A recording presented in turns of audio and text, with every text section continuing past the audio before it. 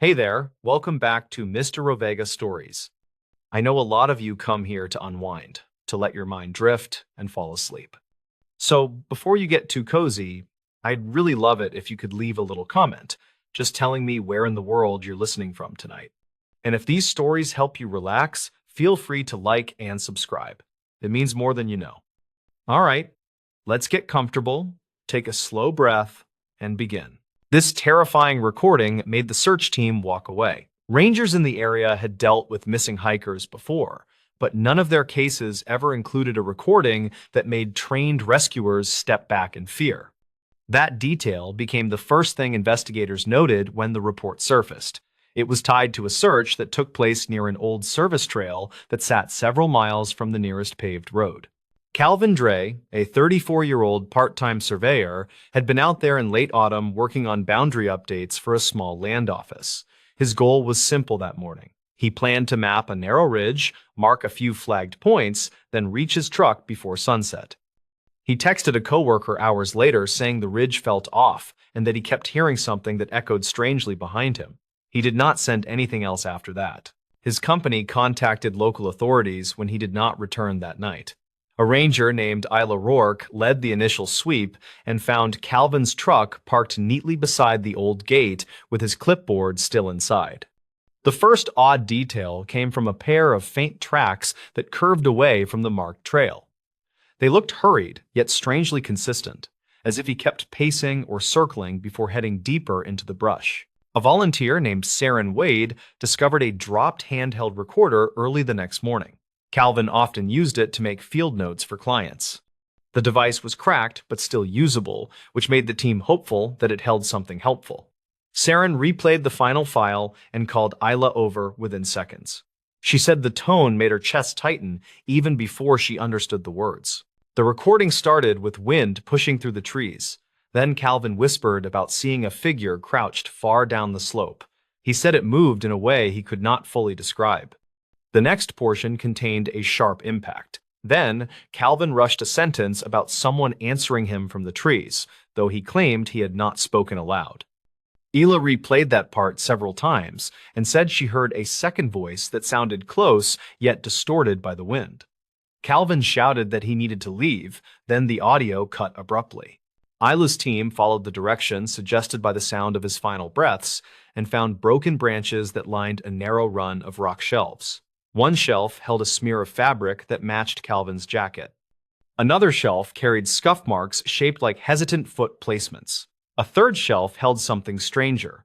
It showed the imprint of a bare foot in cold dirt, yet the size was far larger than any adult's. Saren measured it with a small ruler and stepped back quickly when she realized it stretched nearly twice her length from heel to toe. They radioed for a second team once they reached the base of the slope and found a half-collapsed drainage tunnel. Inside sat more foot imprints arranged in a tight pattern that suggested pacing. Some prints overlapped Calvin's boot marks in a way that made Isla believe he had been cornered or trapped there for several minutes. The team kept finding scratch marks on the tunnel walls and noted that several deep grooves aligned at shoulder height, as if something tall had braced itself before turning sharply. Ela called in a specialist named Trannan Voss, a 37-year-old tracking consultant who often assisted on remote rescues. Trannan examined the tunnel and whispered that none of the marks matched known animal behavior in that region. He collected soil samples and photographed the prints while repeating that the stride patterns made no natural sense. He pointed toward a final trail of disturbed leaves that stretched away from the tunnel and said it looked like two bodies had moved together for a short distance. They followed that disturbance until it reached a dry creek bed. There, they found a metallic smell lingering in the cold air. Isla crouched and pointed to a torn strap from Calvin's field pack. Trannan walked ahead and found another item he could not easily explain. It was a small digital timer, still running, with its casing scratched by what looked like curved metal. He guessed Calvin might have used it as a marker or a signal, though he could not understand why it was left running. The creek bed ended near a stand of taller trees where the brush thickened sharply.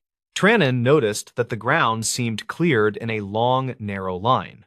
He said it was as if something had dragged a heavy object while walking in complete straightness without stopping. Isla traced the line for several yards and found more fabric from Calvin's clothes, though no signs of injury appeared on the pieces. They searched through the afternoon and prepared to widen their grid before nightfall. Right as daylight thinned, Saren found a second audio device wedged under a fallen branch. It was not part of Calvin's usual gear. The device looked older and carried faint etchings along its spine that neither Isla nor Trannon recognized. They held it carefully, then managed to play the final stored file. A distant breathing sound filled the speaker and pulsed in slow, irregular intervals. Then a low humming tone built gradually, as if something were inhaling with long pauses. After that, the recording caught Calvin's voice, calling for help with trembling desperation.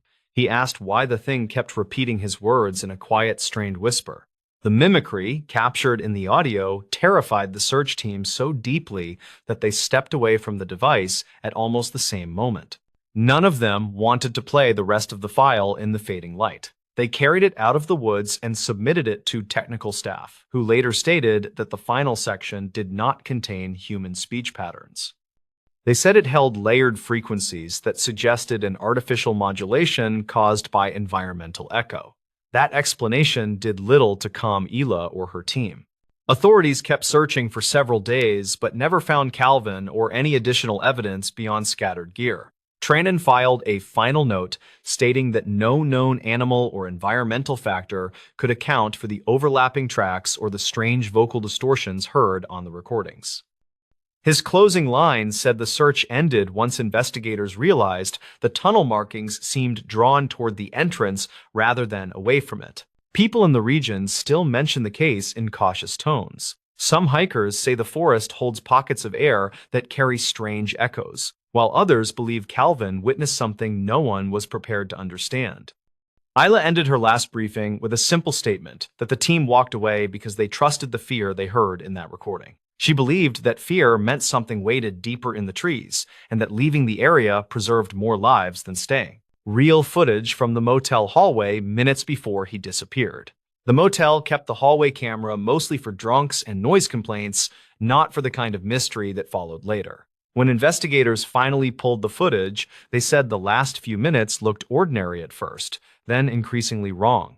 The man in that video was 29-year-old Rowan Hestrel, a refrigeration tech driving between small towns for routine service calls. He lived out of a faded compact car most weeks and took whatever overnight work his company could hand him. Co-workers described him as quiet, a little anxious around crowds, but dependable when things broke down unexpectedly. On the night in question, he checked into a roadside motel off a state highway and asked for a top-floor room away from the vending machines. The clerk on duty was a 38-year-old woman named Kira Malden, who worked nights to cover her brother's medical bills. She later told officers that Rowan seemed tired but polite, the kind of guest who kept his key card in a shirt pocket and apologized for taking too long signing the form. He asked if the motel had decent locks and whether anyone else was on his floor.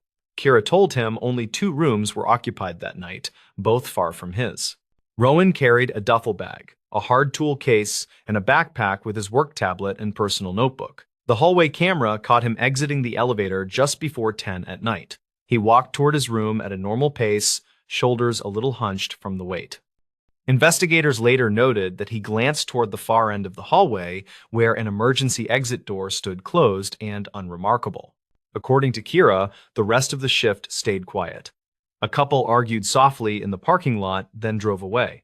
A freight truck idled near the gas station across the road.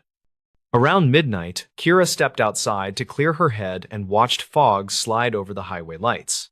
She remembered thinking the building felt unusually hollow, like everyone inside held their breath at the same moment. Rowan's phone record showed a short call to his younger cousin around 11:30. He told her the motel seemed fine, although the hallway felt colder than the parking lot. He mentioned hearing a faint knocking sound behind the walls near his room. His cousin suggested it was probably the ice machine or plumbing, and he laughed and agreed. That was the last confirmed conversation from his number. A little after 1 in the morning, Kira logged an internal note about strange interference on the front desk computer. The cursor jumped slightly. and the security monitor for the third floor flickered with static for a few seconds. She tapped the side of the monitor, and the image stabilized again. At that moment, Rowan's door was closed, and no one else moved in the hallway. The critical footage began at 1:13. Rowan opened his door slowly and stepped out wearing the same jeans and work shirt, but with bare feet. He held his phone in one hand and the keycard in the other. The camera caught him pausing, head tilted as if listening to something out of frame. He moved down the hallway toward the emergency exit, not toward the elevator, which sat closer. Investigators zoomed in on his face repeatedly. His expression looked focused, not panicked. His eyes shifted upward toward the ceiling corners as he walked. At one point, he turned slightly, as if checking that his room door remained shut, then faced forward again. The footage showed no one else present. No other doors opened. No shadows crossed behind him. At 1:14, he stopped halfway between his room and the exit door. His shoulders tightened, and his head turned to the right wall. The camera showed plain off-white paint and a framed evacuation map, nothing unusual. Witness statements from previous guests mentioned occasional banging from the pipes beside that wall, especially during winter. The motel boiler records from that night showed no abnormal activity, according to maintenance logs reviewed later.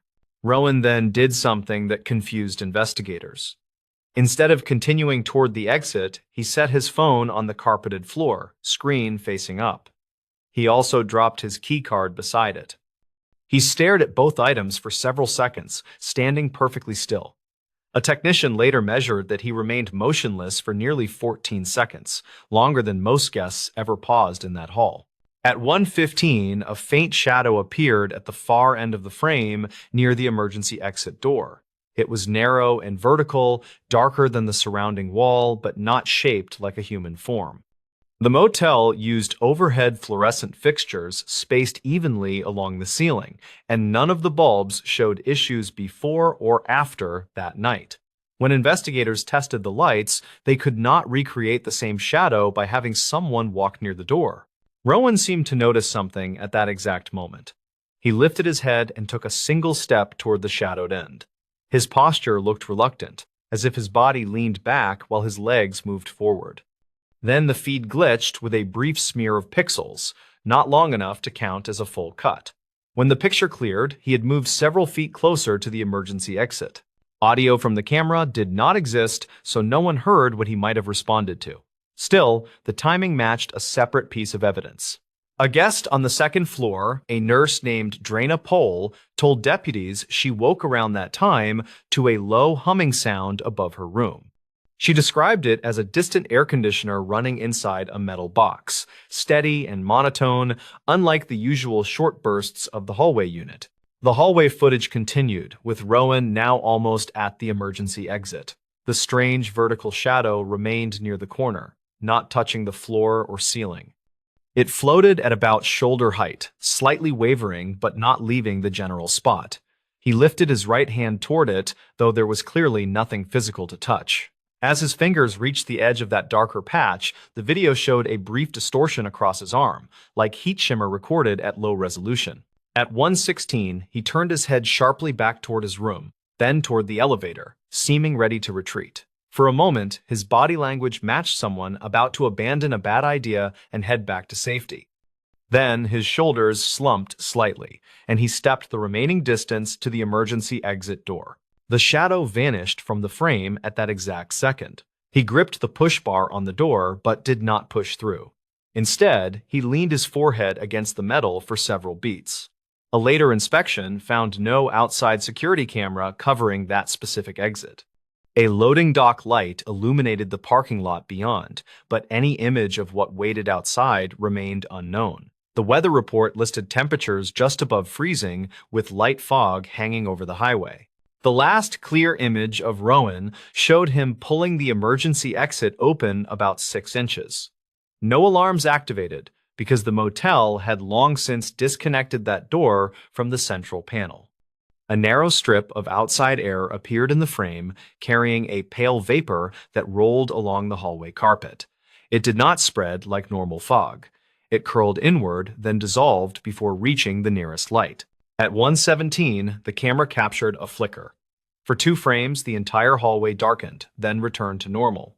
When the view stabilized, the emergency exit stood fully closed and Rowan was gone.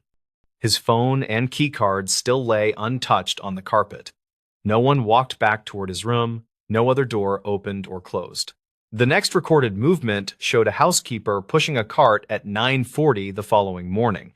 Kira did not know anything was wrong until Rowan's company called late that afternoon, asking whether he had checked out. She verified the room still showed as occupied in the computer, but received no answer at the door. She used a master key and stepped inside. His duffel bag sat open, with clothes folded inside. The tool case rested on the desk beside his notebook, open to a page of times and compressor readings from the previous job. One detail bothered her immediately. The bedspread was smoothed out perfectly, almost iron flat, with no imprint of someone sleeping there.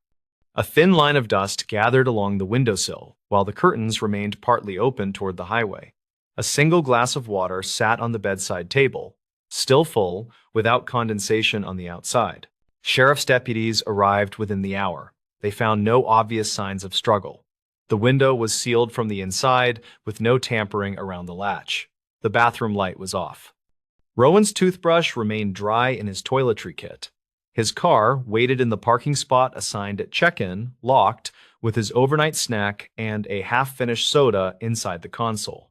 When they pulled the hallway footage, the investigators expected to see him leave through the main door during the night. Instead, they watched the sequence near the emergency exit repeatedly, growing more unsettled each time. A state technician later examined the original file and the camera hardware. The device showed normal operation, no skipped timestamps, and no flagged power drops. He wrote that the minor pixel smearing likely came from the recording unit buffering during a small voltage fluctuation. Search teams combed the area behind the motel for 3 days. The emergency exit opened to a short concrete landing leading to a narrow strip of gravel. Beyond that sat a drainage ditch and a tree line that separated the property from an older industrial yard. Deputies walked the ditch, brought in dogs, and checked the yard's abandoned structures. No footprints matched Rowan's bare feet. No disturbed ground suggested a fall or forced movement. An archived call from the first night of the search added a detail many people still argue about. A driver who regularly used that stretch of highway phoned the non-emergency line just before dawn, claiming he saw someone standing on the outer edge of the motel roof. He described a figure facing away from the road, arms at the sides, barely visible in the fog-diffused light. By the time deputies reached the area, the roof was empty, and fresh frost showed no clear tracks. Investigators checked Rowan's background thoroughly. He had no history of mental health crises and no known involvement with drugs. His bank records showed modest savings and consistent spending. The only unusual activity in the weeks before his disappearance was a series of late-night searches on his tablet about recurring humming sounds and electrical interference. His cousin later said he complained about hearing an odd tone in several motels during the previous month, like something following him through different buildings. The motel retired the hallway camera a year later when a larger chain purchased the property and updated the system. Before that upgrade, copies of the critical footage circulated quietly among local deputies and a few technicians. Most agreed that Rowan walked out of frame under his own control, not dragged or chased. What bothered them was everything that seemed to lead him there, details that never added up to a normal explanation. One technician claimed off-record that when he slowed the video and stepped through the moments before Rowan vanished, he noticed a small interference pattern along the ceiling near the emergency exit. It looked like overlapping waves, hardly more than a shimmer, visible only when the brightness dropped slightly. Official reports never mentioned this detail, possibly because no one could reproduce it after the equipment changed. Kira eventually left the motel job. She said that every time she walked past the third floor on later shifts, the hallway felt colder near the emergency exit. She also said the area around the spot where Rowan left his phone always seemed strangely quiet, even on busy nights when kids ran through the building. She never admitted to avoiding that section, but coworkers noticed she rarely sent housekeepers up alone. The case remains open with no confirmed sightings. Rowan's family keeps a copy of one frame from the video, the last clear shot before he reached the emergency exit. In that still image, his face looks less afraid than resigned, like someone giving in to a noise only he could hear. Investigators still tell trainees about the motel footage when explaining how some disappearances leave behind more questions than answers. In the official filings, Rowan Hestrel is listed as missing with circumstances undetermined. The hallway footage survives as one of the few solid time-stamped records of his last minutes, yet it raises more doubts than comfort. There is no proof of a person waiting off camera, no clear evidence of deliberate harm, only a man walking toward a door that should have led to a simple concrete landing and a cold gravel strip behind a cheap roadside motel. The building has new paint now and a brighter sign, but guests still mention the third-floor hallway in online reviews. Some claim the lights there flicker more often, others say the air feels heavier near the far end. Those comments never mention Rowan directly, and most travelers scroll past without reading closely. For the people who watch the footage, though, that hallway will always feel occupied by a question that entered quietly one night and never walked back past the camera. A child vanished in seconds. The footprints told a different story. The search teams later said the footprints were the strangest part of the entire case. They led clearly across loose soil near the tree line, then changed shape in a way no one wanted to explain. The child disappeared so fast that investigators first suspected a simple wandering accident, but the tracks forced them to reconsider everything. 7-year-old Aiden Ralden traveled with his mother, Mira, to a quiet campground near a forested ridge outside a small mountain town. She worked long shifts at a distribution center and promised him a weekend of fresh air before school piled on more stress. The campground had a small creek, a short nature trail, and enough open space for kids to run safely. Several families returned to the area each year because nothing unusual ever happened there, according to the ranger logs. They arrived late Saturday morning, pitched a small tent near the lower loop, and met a nearby couple who recognized Mira from previous summers. The weather stayed mild, with a steady breeze coming down the ridge. Aiden played near the picnic table with a toy truck, while Mira prepared a simple lunch. Everything remained normal, according to witnesses who later reviewed the timeline. Around 1 in the afternoon, a young hiker named Ren Vero stopped at the campground before heading to the creek. He greeted the families and noticed Aiden building a small dirt ramp for his truck near the start of the nature trail.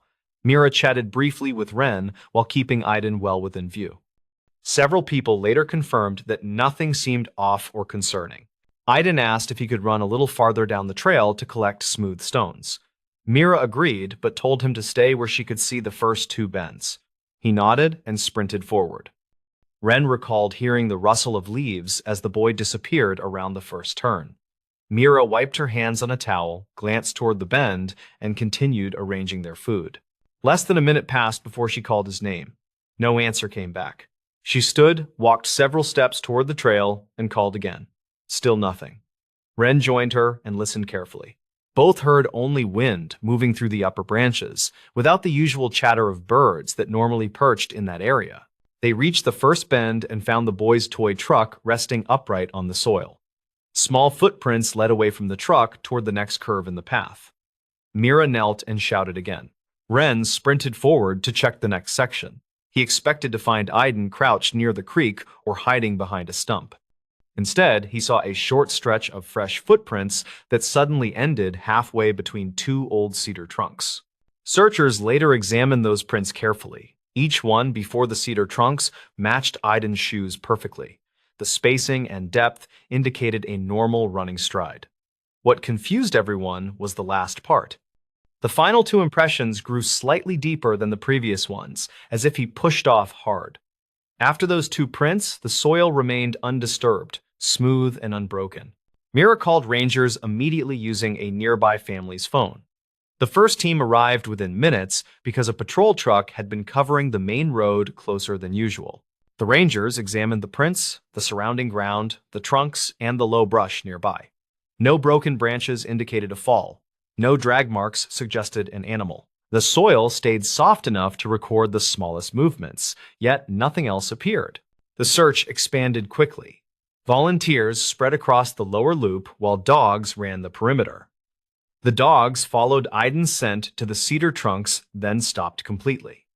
One dog circled several times, then sat down, confused. The handler said the dog acted as if the scent rose upward or simply vanished into open air. That detail forced the team to slow their assumptions and treat the area like a potential anomaly. Ranger Helene Varick, who led many missing child operations, studied the ground again. She noticed something subtle. Near the place where the footprints stopped, tiny pebbles looked slightly displaced in a fan-shaped pattern, not enough to indicate a slide, but enough to suggest a sharp upward push. She compared that pattern to documented jump landings from other cases, but found no matching example. The pebbles looked scattered outward rather than downward. Half an hour after the search began, Helene ordered a sweep of the creek bank. Though unlikely, kids sometimes slipped silently into water. Teams found no footprints, wet soil, or disturbed moss. They checked the base of the larger trees for climb marks. Nothing indicated that Iden tried scaling anything. The only marks remained the clean sequence of shoe prints that ended too abruptly for a natural explanation.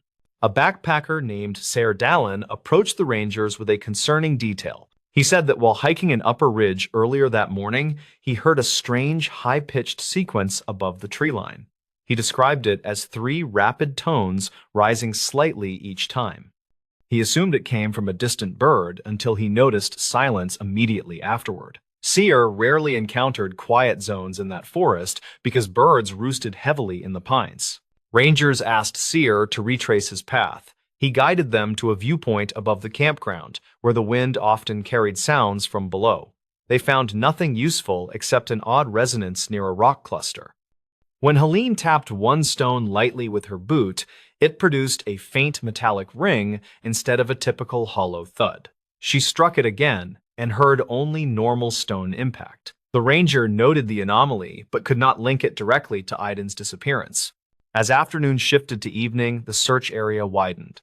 Rangers radioed updates and organized people into grids. The families at the campground helped where they could. Mira remained near the cedar trunks, whispering her son's name, refusing to leave the prints behind. She studied the soil repeatedly, trying to make sense of the clean ending. Ren stayed with her and offered quiet support, though he found no words that matched the moment. During the second day, investigators flagged a secondary trail about 50 yards uphill where faint impressions appeared between patches of moss. At first, they hoped these impressions belonged to Iden, but the spacing and shape did not match his known shoe size. These prints looked longer and narrower, with a slight inward tilt at the toe. A biologist later said the impressions did not align with deer, bear, or any known wildlife in the region. Another team discovered an odd patch of bark shavings near a leaning pine tree. The shavings formed a semicircle at the base, as if something pressed against the trunk and scraped downward lightly. Above that semicircle, the bark showed faint vertical streaks, not consistent with claws or boots. Helene measured the streaks and concluded they were too parallel and evenly spaced to be natural. She documented the finding, but could not tie it to the disappearance directly. Late on the second day, a piece of new information arrived from a retired ranger named Tavin Krusk, who recognized the ridge's description. He said that around 20 years earlier, survey workers reported odd echoes near that same bend in the trail, describing them as hollow tones that shifted pitch when people walked past certain stones. Those notes survived in an old binder stored at the ranger station, but were never added to the digital logs. Rangers reviewed the binder that evening. One page described a brief search for a missing hiker in that same general zone. That hiker returned on his own after several hours and refused to explain where he went.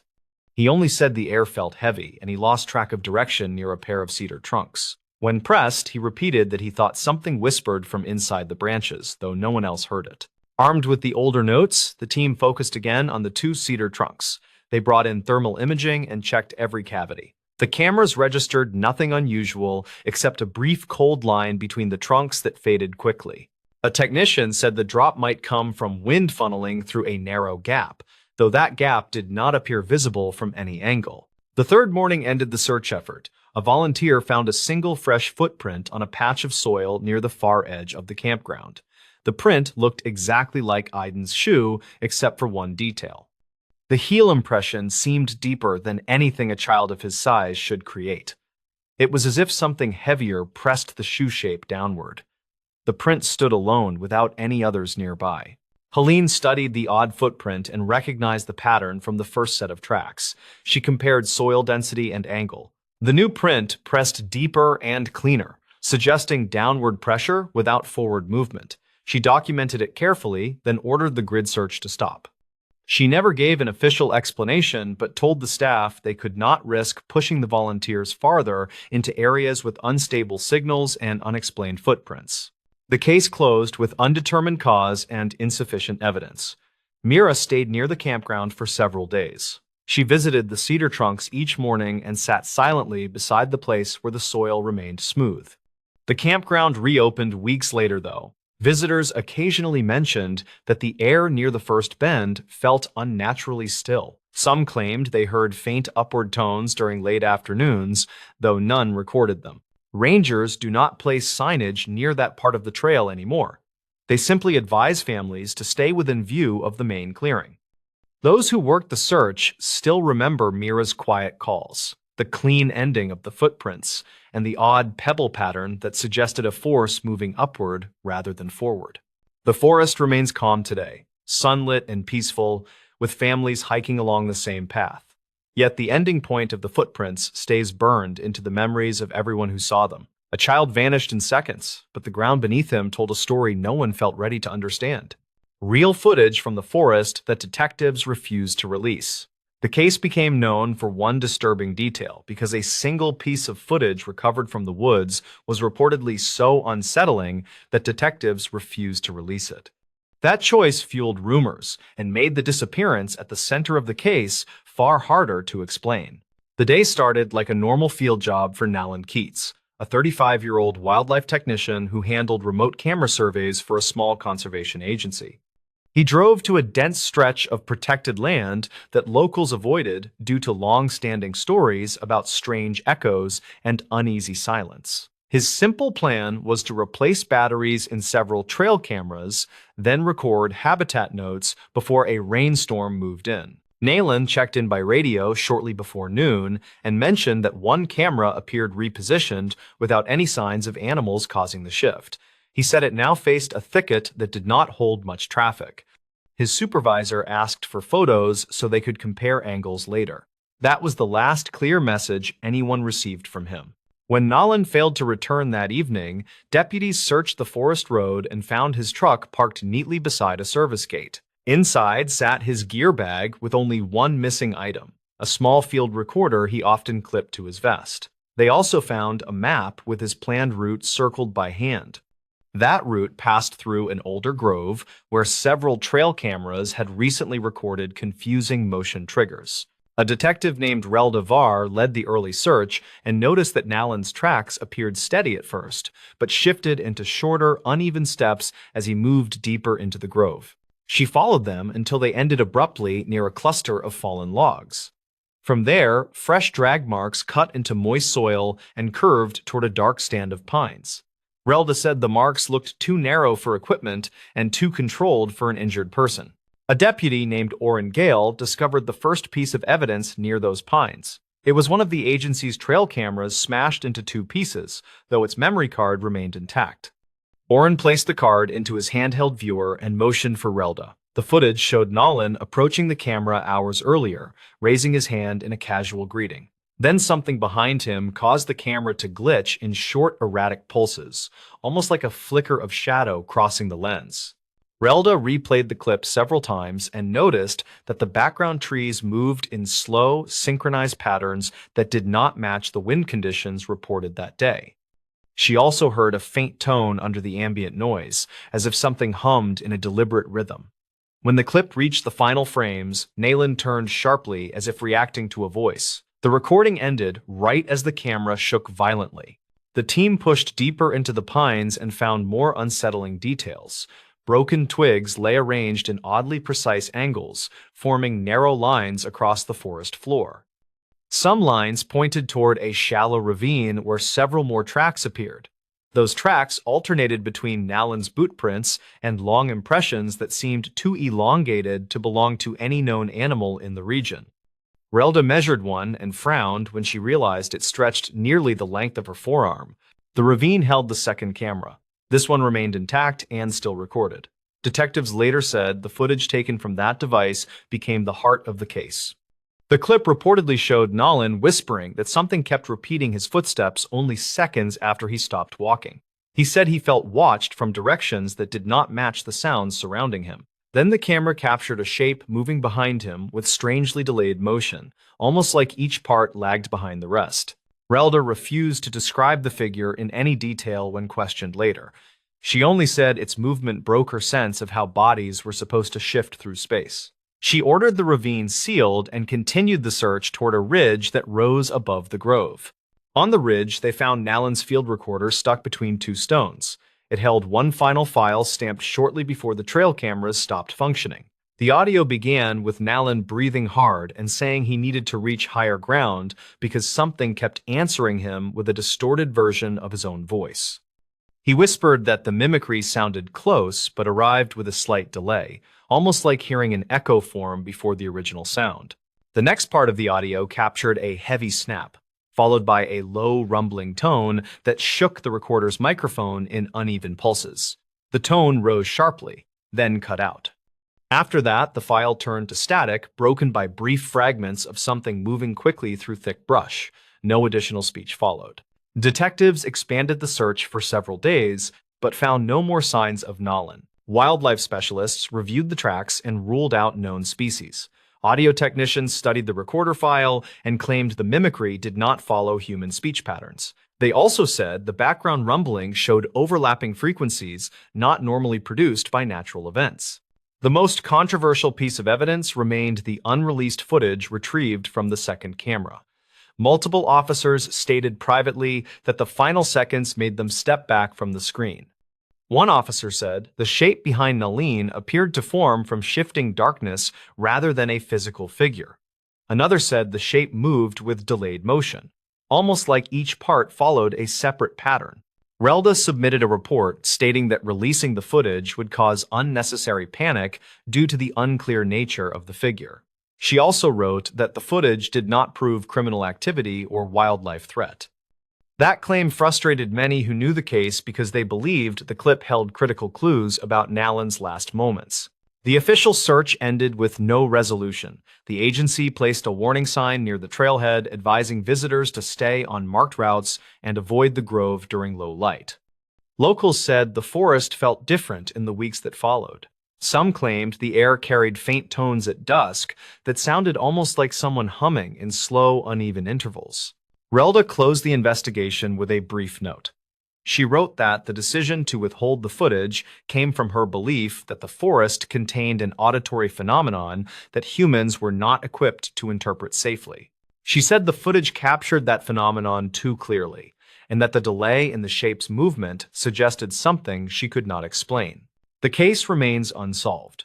People who hike near the grove say they sometimes hear a second set of footsteps behind them that stop a moment after they stop walking. A few report a voice repeating their words in a strained whisper. Authorities dismiss those stories as echoes caused by unusual terrain, yet the warning sign remains. The final memory card sits locked in an evidence drawer labeled with a note written by Relda. It states that the last seconds of the clip show Nalan turning towards something that does not match human or animal motion. It ends with a line that became central to local rumors. The note claims the figure appeared shaped by darkness rather than lit by it, and that detectives refused to release the footage because they could not explain why it seemed to move slightly after the forest around it had gone still. The terrifying motel case that investigators tried to bury. A small-town motel incident reportedly led to sealed archives that puzzled locals for years, and the title came from those buried findings. The few investigators who spoke about it later hinted at details that made others uneasy, and they claimed the truth was nearly erased. The incident centered on a quiet traveler named Rylan Dorsey who checked into a roadside motel during a long winter drive through a rural county. Rylan was 34 and worked as a field technician for an energy company that sent him across different states. That day, he planned to rest before finishing a site check scheduled for the next morning, and he picked a cheap motel near an old highway exit. He parked his truck near a row of dim lights and walked into the lobby where the manager looked half asleep behind the counter. The manager handed him a key card and muttered something about a broken ice machine. Ryland did not mind the fading carpet or the outdated wallpaper since he only needed a few hours of sleep before driving again. He dropped his bag near the bed and turned on the small lamp beside the nightstand. He noticed a strange chemical smell that reminded him of old storage rooms, and he made a note to ask for a different room if it bothered him. He stepped out briefly to grab food from his truck before locking the door for the night. When he returned, he heard a faint knocking sound inside the walls that seemed too steady to be pipes settling. He leaned close to the drywall and listened as the noise stopped before starting again with a slow, rhythmic pattern. He checked the vents in the bathroom but found nothing unusual, and he assumed rodents made their way into the walls during colder months. He tried to ignore it and focused on his food while checking a few work messages. The incident began when he turned off the lamp and prepared to sleep, because the knock changed direction and seemed to come from behind the headboard. Ryland sat up and said, "Who is there?" But no answer came from the dark corner near the curtains. He turned the lamp back on and slid the bed away from the wall, and he saw small scratches on the baseboard that looked recent. He took a picture on his phone to document them in case the motel blamed him for damage. He walked to the lobby to request another room. Yet he found the front desk empty and the office door locked from inside. A television played quietly behind the counter, despite no one being present, and a clipboard listed check-ins for the week with several names crossed out. Ryland called out but heard nothing except the buzz from an old fluorescent light near the ceiling. He returned to his room with the idea of packing up and finding a different motel farther down the highway. While he gathered his things, he noticed his phone displayed a new voicemail with no caller ID, and the recording played static for several seconds before a faint voice said his surname. He replayed it twice before deciding it sounded too distorted to judge clearly, and he wondered if his work dispatch system had glitched again. He still felt uneasy, so he placed his gear near the door as he continued examining the room for anything suspicious. The complication deepened when he spotted an envelope under the bed that looked recently placed, and the front read Room 7 in shaky handwriting. Inside was a small photograph of the same room taken from a low angle near the bathroom doorway, and the printed timestamp showed early morning hours of an unspecified date. Ryland flipped the photo to check for notes yet found only faint smudges near the edges that looked like fingerprints. He felt a wave of pressure in his chest as he realized someone had taken the picture without permission. Ryland began his own investigation by checking the dresser drawers, where he found an old guest directory with pages missing near the back. A faint indentation on one torn page spelled the name Callum Foy, and a date beneath it hinted at something from the early 2000s. He searched the room for anything else connected to that name and found a scratched keyring behind the mini-fridge. Someone had carved initials that matched the name, and he took another photo to document the find. He decided to explore the hallway and saw that several rooms showed signs of forced repairs, and the motel layout did not match the numbered sequence on the map near the stairwell. A couple who stayed in the room across the hall told him they heard repairs at night that never seemed finished. They recalled a deputy who once checked the property for missing person reports, and they mentioned a strange event from years earlier that staff refused to discuss. Ryland wrote their comments in his phone notes to keep a timeline. When he stepped outside for better reception, he noticed two older security cameras pointed toward the rooms near his, and both had frayed cables that seemed cut rather than weather-worn. He inspected the nearest camera housing and saw residue that suggested someone removed a memory card recently. He began connecting details, including the scratched baseboard, strange knocks, old photograph, missing directory pages, and severed camera lines. Everything pointed toward hidden surveillance or a long-ignored incident. Ryland attempted to contact county dispatch and reached a board operator who recognized the motel name and paused before answering further questions. The operator claimed maintenance calls often came from that property but ended abruptly when crews arrived. When Ryland asked about an incident involving someone named Callum, the operator ended the call with a quick statement that the line needed to be cleared for emergencies.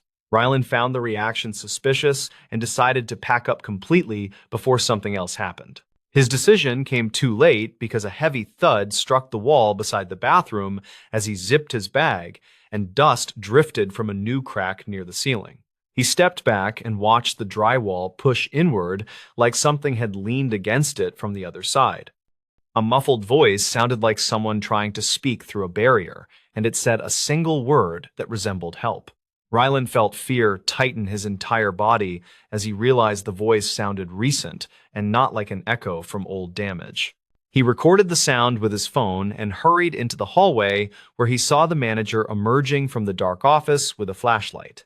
The manager froze when he saw the phone raised toward him and suggested Rylan leave without filing a complaint.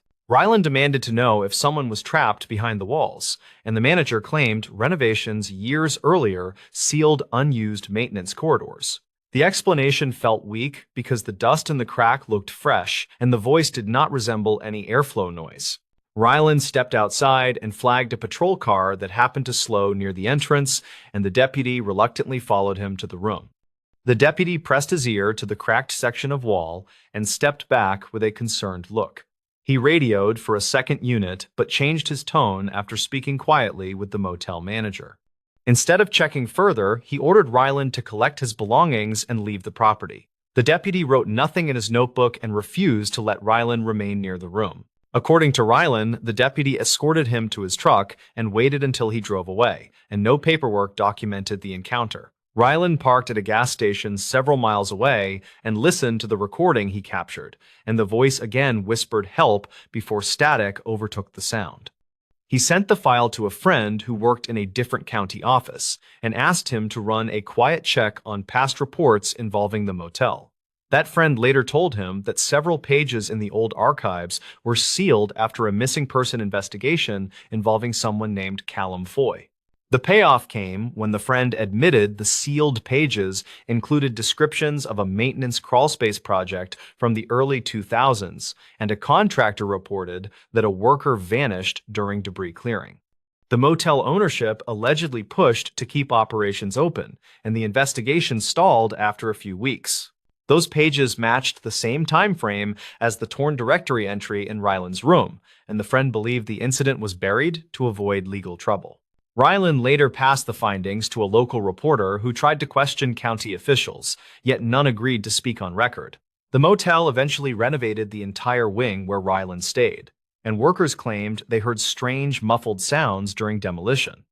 The county released a short statement saying no current threat existed, and they made no comment about the sealed archives or missing worker. The case never reached a full reopening, but Rylan always said the voice behind the wall did not sound like an echo from old plaster. He moved away from fieldwork soon after and kept the photograph from the envelope as a reminder.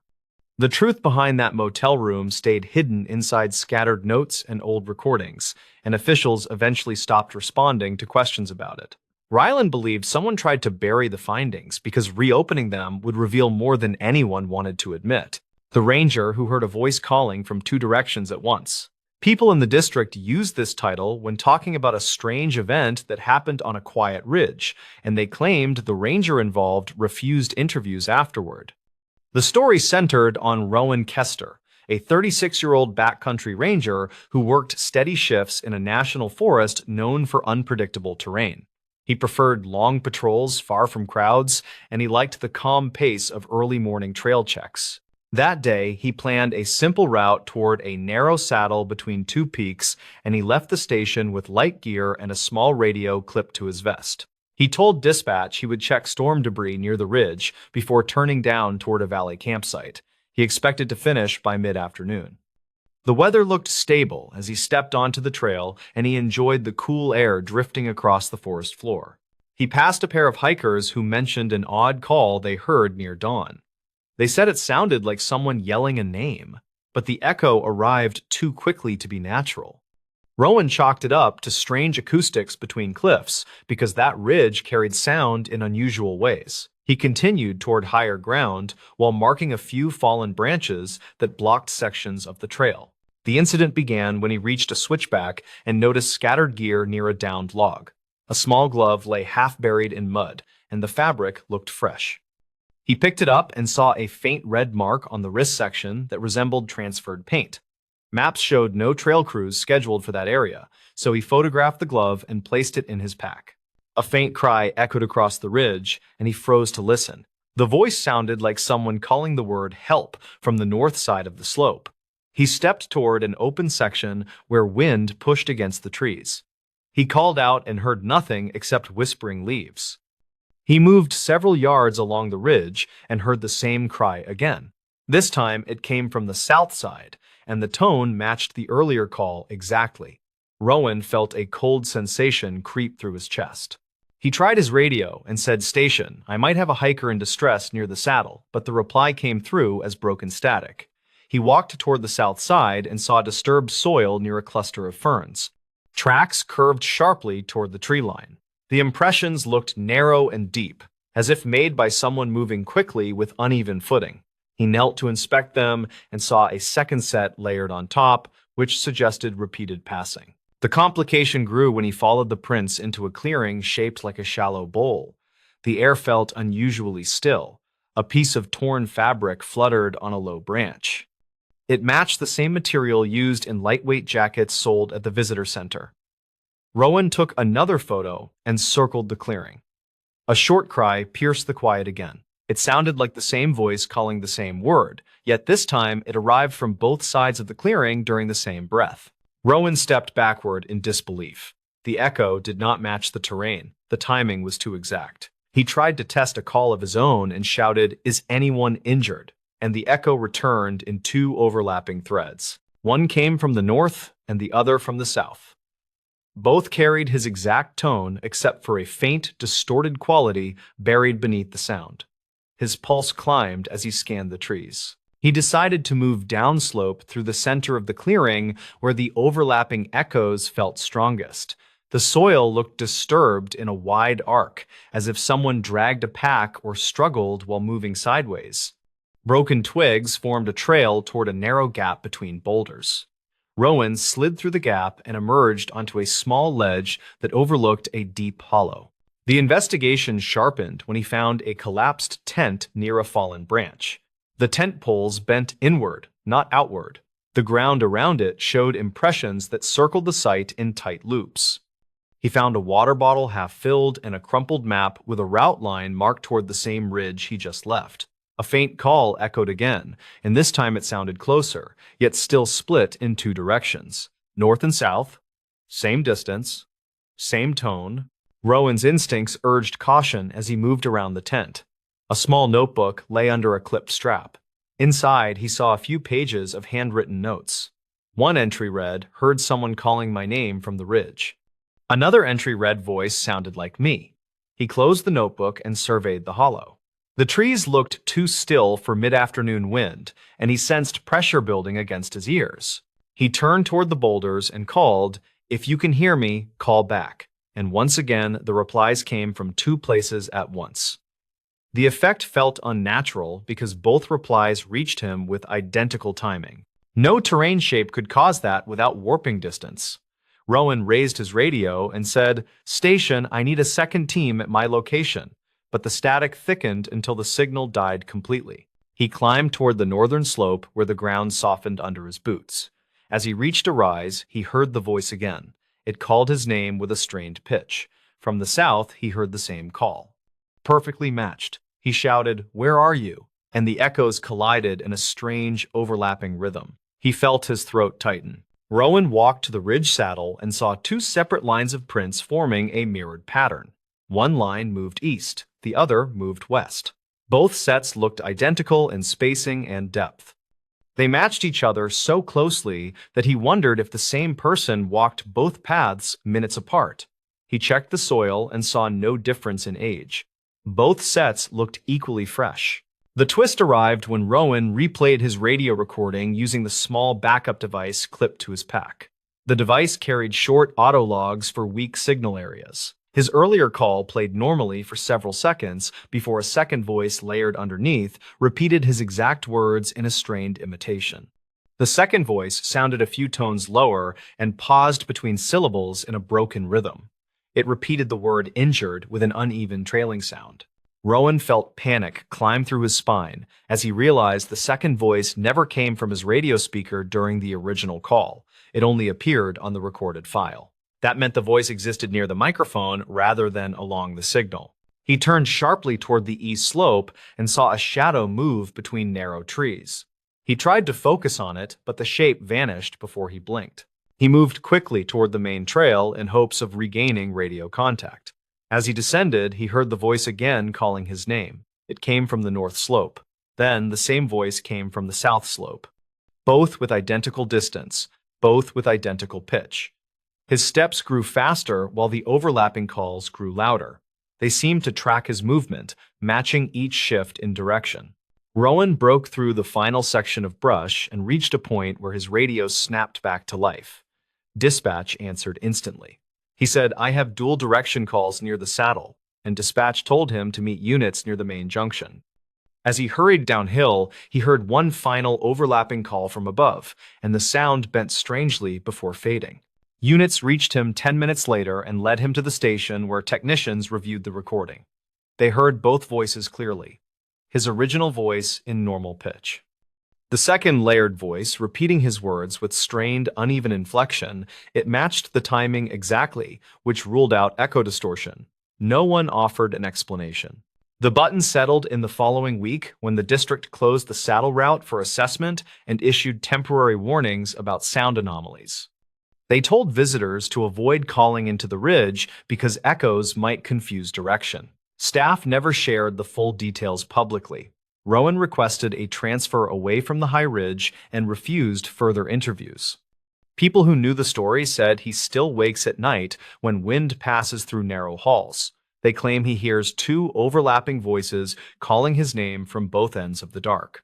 The unexplainable trail cam footage found after the hikers vanished. A set of trail cam photos linked to a missing hiker's case became the most debated evidence in a quiet mountain region. Rangers said the images did not match typical wildlife behavior reported in that part of the country. Locals claimed the ridge where the shots were taken was known for strange echoes and sudden temperature drops during late autumn. Arlen Cade was a 34-year-old field technician who repaired communication towers across rural areas. He spent most weekends hiking remote trails to scout new climbs and escape his long days on the road. On a mild morning in early November, he met two acquaintances named Risa DeVell and Bram Teller at the trailhead of a state-managed forest known mostly to hunters and survey teams. They planned a simple overnight loop across an older fire road that connected to a ridge rarely shown on public maps. Arlen hoped to photograph a line of abandoned towers listed in an archived maintenance report from 2009. They expected an easy first day with steady weather and clear visibility. The ridge path had enough markers to keep their route predictable. Arlen carried a compact emergency beacon in case their phones lost service. Risa packed extra water and a lightweight stove. Bram hauled a basic first aid kit and a set of climbing gloves he swore brought luck during rough trips. The group entered the woods just before noon, while another hiker returning from a morning run waved and mentioned hearing distant metallic clanking near the upper switchbacks. They laughed it off and kept moving. Shortly after reaching the halfway point, Arlen noticed a thin mist drifting across the trail from the low side of the slope. It moved against the breeze and held a strange blue tint when hit by sunlight. Risa pointed out that the air smelled faintly like ozone during thunderstorms, even though the sky was perfectly clear. Bram suggested it might come from an unseen creek running below the trail. They shrugged and continued despite feeling slightly uneasy. Late that afternoon, the group reached the old fire road and decided to set camp near a fallen tower foundation described in Arlen's documents.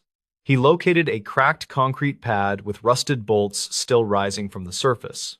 Nearby, he saw a small metal bracket nailed to a cedar trunk. It looked like part of a retired monitoring setup. He guessed a ranger might have used it for weather sensors during the early 2000s. Risa snapped a picture while Bram inspected the ground for a location to pitch the tent. As evening settled, they cooked a quick meal, then heard a sudden crack echo across the ridge. Arlen grabbed a flashlight and scanned the tree line. The beam landed on a narrow shape standing at an angle behind two clustered pines. The shape lowered as if reacting to the light, then vanished with a quiet whipping sound. Bram joked it might be a deer startled by the sudden brightness. Risa frowned because the shape seemed too thin and tall. They agreed not to chase it and stayed close to camp. They turned in around 10 and slept lightly under the steady wind. By morning, the camp looked undisturbed except for faint drag marks near the edge of the concrete pad. Arlen thought they could be from shifting gear, but Risa insisted none of them walked that path overnight. Bram shrugged and said it probably did not matter. They packed their supplies and prepared to continue toward the ridge crest. A distant rumble rolled through the valley, though the forecast predicted clear skies. They checked the beacon, which still showed adequate battery. The group stepped onto the fire road and began the last climb. When Arlen's sister reported them overdue 2 days later, rangers launched a search. Their car remained at the trailhead untouched, and weather conditions stayed stable during the entire period. Search teams found no immediate signs of distress along the marked path. Rangers expected to locate footprints or scattered gear, but found nothing except a stove lid near the fallen tower site. A rescue dog paused near the concrete pad, then circled twice before whining and walking away. The team marked the area and continued scanning the ridge. A week into the search, a ranger named Talon Rusk retrieved footage from a remote trail cam mounted higher on the ridge. The device aimed toward a narrow clearing well above the fire road and was usually checked only during early winter. Talon wired the memory card to a laptop and opened the most recent folder. He expected images of deer or stray hikers. Instead, he found a sequence shot during the night. Arlen's group camped near the fallen foundation. The first image showed 3 figures standing near the clearing. Their outlines matched Arlen's reported group, though the height ratios seemed slightly off. One figure stood too far forward with its shoulders tilted at an unnatural angle. The next image, time-stamped only 2 minutes later, showed the same clearing empty except for a thin streak of white light curved like a filament in the air. Talon studied the pixels and thought it resembled a reflection, but could not identify any obvious source. Another image captured a tall shape at the far edge of the frame. It appeared narrower than a human and stood completely still. When magnified, the pixels formed a faint grid pattern across the torso as if the shape reflected a distant structure. Talon checked the device's lens for smudges, yet found nothing. He printed the images for the main team and hiked down to the command tent. Investigators compared the silhouettes in the first photo with earlier pictures from Arlen's phone collected from his home computer. 2 shapes resembled Arlen and Bram, but the third looked different from Risa's known height and posture. Her family insisted she never wore long reflective strips on her jacket, yet the figure in the frame had bright bands across both wrists. The team noted that none of them packed reflective gear during their departure based on their own packing lists. The next step involved analyzing the white filament captured in the second image. A technician believed the streak indicated a rapid light movement from ground level to midframe. He suggested it might be a firefly caught during a long exposure. Another analyst argued the camera did not support that type of shutter behavior, and the streak seemed too uniform to be an insect artifact. They flagged the sequence for deeper review. While comparing timestamps, a ranger realized the tall shape in the third frame lined up with the approximate position of the fallen tower foundation. The shape's faint grid pattern could match a broken support brace from the decommissioned structure. However, the brace did not stand upright when the site was surveyed earlier. Investigators considered the possibility of shadows cast by a flashlight beam from a passing hiker, but no one reported being on the ridge during that night. 3 days later, search teams discovered Arlen's beacon lodged under a root system near a narrow runoff creek. The device had no fractures and the batteries still held a charge. Its log showed no emergency activation. The position did not match any logical route the group would have taken. A boot print found nearby did not match any of their known sizes and faced directly toward the upper clearing. Investigators returned to the trail cam location to recreate the angles. They realized the lens captured part of a second clearing not visible from any main path. A shallow trench cut through the leaves and led down a slope toward an unmarked service road listed only in an old maintenance ledger from 2006. The ledger described brief equipment tests conducted by a private contractor whose name was partly unreadable due to water damage. A final review of the photos produced one more unsettling detail. In the first image, the forward-standing figure cast a shadow that did not align with the moon position recorded that night. The shadow stretched toward the camera rather than away from it. Analysts compared cloud data and terrain slope but could not produce a clear explanation. The official report stated the shadow anomaly was likely caused by overlapping light sources, though no secondary light source was documented. The case remained open after months of intermittent searches. Hikers who passed through the area claimed the ridge felt unusually silent and avoided camping near the old foundation. Talon kept the printed photos locked in a desk drawer at the ranger station and occasionally reviewed them during paperwork nights. He believed the images captured something moving through the ridge that did not belong there. He never reached a firm conclusion but accepted that the terrain sometimes produced effects that defied simple explanations. The trail cam was eventually removed for routine updates. Some rangers said the device drained its batteries faster than expected during cold months. Others said the memory card occasionally saved blank frames during windy nights. None of these issues offered useful leads. Locals continued to debate the white filament and the forward-standing figure seen in the photos. Arlen's family held hope that new information might emerge, though nothing substantial ever surfaced. In quiet moments, Talon recalled the clearings shown in the photos. He felt the ridge held something older than the abandoned tower lines, and believed the group stepped into a pocket of terrain shaped by forces rarely observed. The mountain remained open to hikers, and the trail stayed on the official map. Still, many who heard the story chose easier routes and avoided the ridge after dusk. The unanswered details of the footage remained a quiet reminder that certain places resist full explanation even after careful investigation. The case that made an entire rescue team quit overnight. A widely shared account claims an entire mountain rescue crew quit after one call, and archived reports support several parts.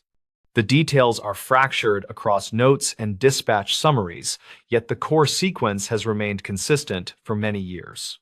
In early autumn, a ranger named Calder Rusk prepared for a routine sweep near an old service trail that cut across a remote ridge. He was 39 with a steady record in backcountry safety work. His plan for that day was simple: reach a repeater station, log maintenance photos, and return before night dropped into the valley. The problem started when his radio received a broken call from two hikers who reported seeing someone waving from a ledge near a ravine. Their message kept cutting out, and only the final part reached dispatch clearly. The hikers said the figure looked injured and possibly trapped. Calder changed direction immediately and started toward the ridge where the hikers claimed the figure had appeared. Wind pushed hard through the tree line, and visibility dropped each time. Loose soil drifted off the cliffs. Calder tried raising the hikers again, but only caught static and a few clipped words. He marked their last known coordinates on his map and continued moving until he reached the overlook where the signal last held. He found no hikers and no sign of anyone waving. The only thing he noticed was a narrow scrape in the dirt that looked like a heel sliding downslope. He followed it for a short distance, but stopped when the ground turned soft near the ravine walls. He reported uncertain conditions, and dispatch called in a full rescue unit from a nearby station that handled technical extractions. The team arrived with a lead tech named Varen Hale, age 34, who had spent more than a decade on rope operations. Varen set anchors while two climbers lowered a drone to check the ledges below. The drone camera showed brush movement that looked too steady to be wind. It rose as if pulled, then dropped again with an odd rhythm that bothered the technicians watching the feed. One climber, named Ren Gorley, volunteered to descend first. He worked slowly, checking every point on the wall, and called out distances to Varen. Ren stopped when he noticed strands of fabric caught on a broken branch. The color matched what the hikers reported earlier. Ren clipped the fabric into a pouch and kept moving until he reached the ledge where someone had been seen. The ledge was larger than expected and held an old survey stake driven deep into the stone. Ren called for a second climber to assist when he found what looked like a torn pack beside the stake. Both rescuers examined it carefully. There were rope burns across the outer flap and residue that looked like old chalk dust. Ren radioed that the pack seemed abandoned for years and did not match current models. Calder checked earlier lost hiker reports and found a record from late 2009 that mentioned a missing climber near the same ridge. The case ended without recovery because weather destroyed search corridors within 2 days. The report stated the climber was last seen moving toward a service trail used decades earlier for equipment hauls. None of the teams at that time reached the ravine zone due to landslides. When Wren repositioned his light, he saw a narrow tunnel-like cut behind the ledge that did not appear in any old maps. The opening was irregular and seemed carved by runoff, yet the edges looked polished as if worn by repeated contact. He leaned inside and caught a whiff of stale air with a sharp mineral scent. He asked Varen for permission to briefly check inside. Varen hesitated, then allowed a minimal probe. Wren crawled a short distance until his light caught something reflective. It was a cracked visor from a helmet that matched the missing climber report from 2009. The visor rested beside a small recorder, still mostly intact. Wren backed out carefully and handed the items up the line. Technicians inspected the recorder and found the battery swollen but not leaked.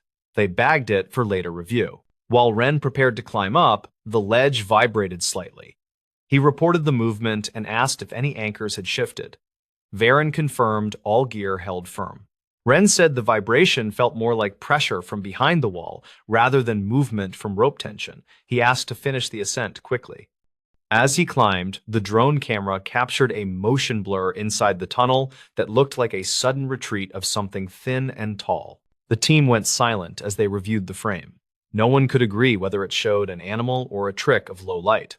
Calder suggested pulling everyone back until they could analyze the footage. Varen agreed and ordered a full extraction of all climbers and gear. Wren climbed in fast bursts, and the second climber followed him immediately. On the final pull, Wren shouted that the ledge was shifting downward. His voice shook as he said the ground felt like it was pulsing. Varen and two others hauled the rope with everything they had until Wren reached the top. The ledge collapsed minutes later and sent a sheet of stone and soil into the ravine. The collapse exposed a longer cavity behind the old tunnel cut, though no one stayed near enough to inspect it safely.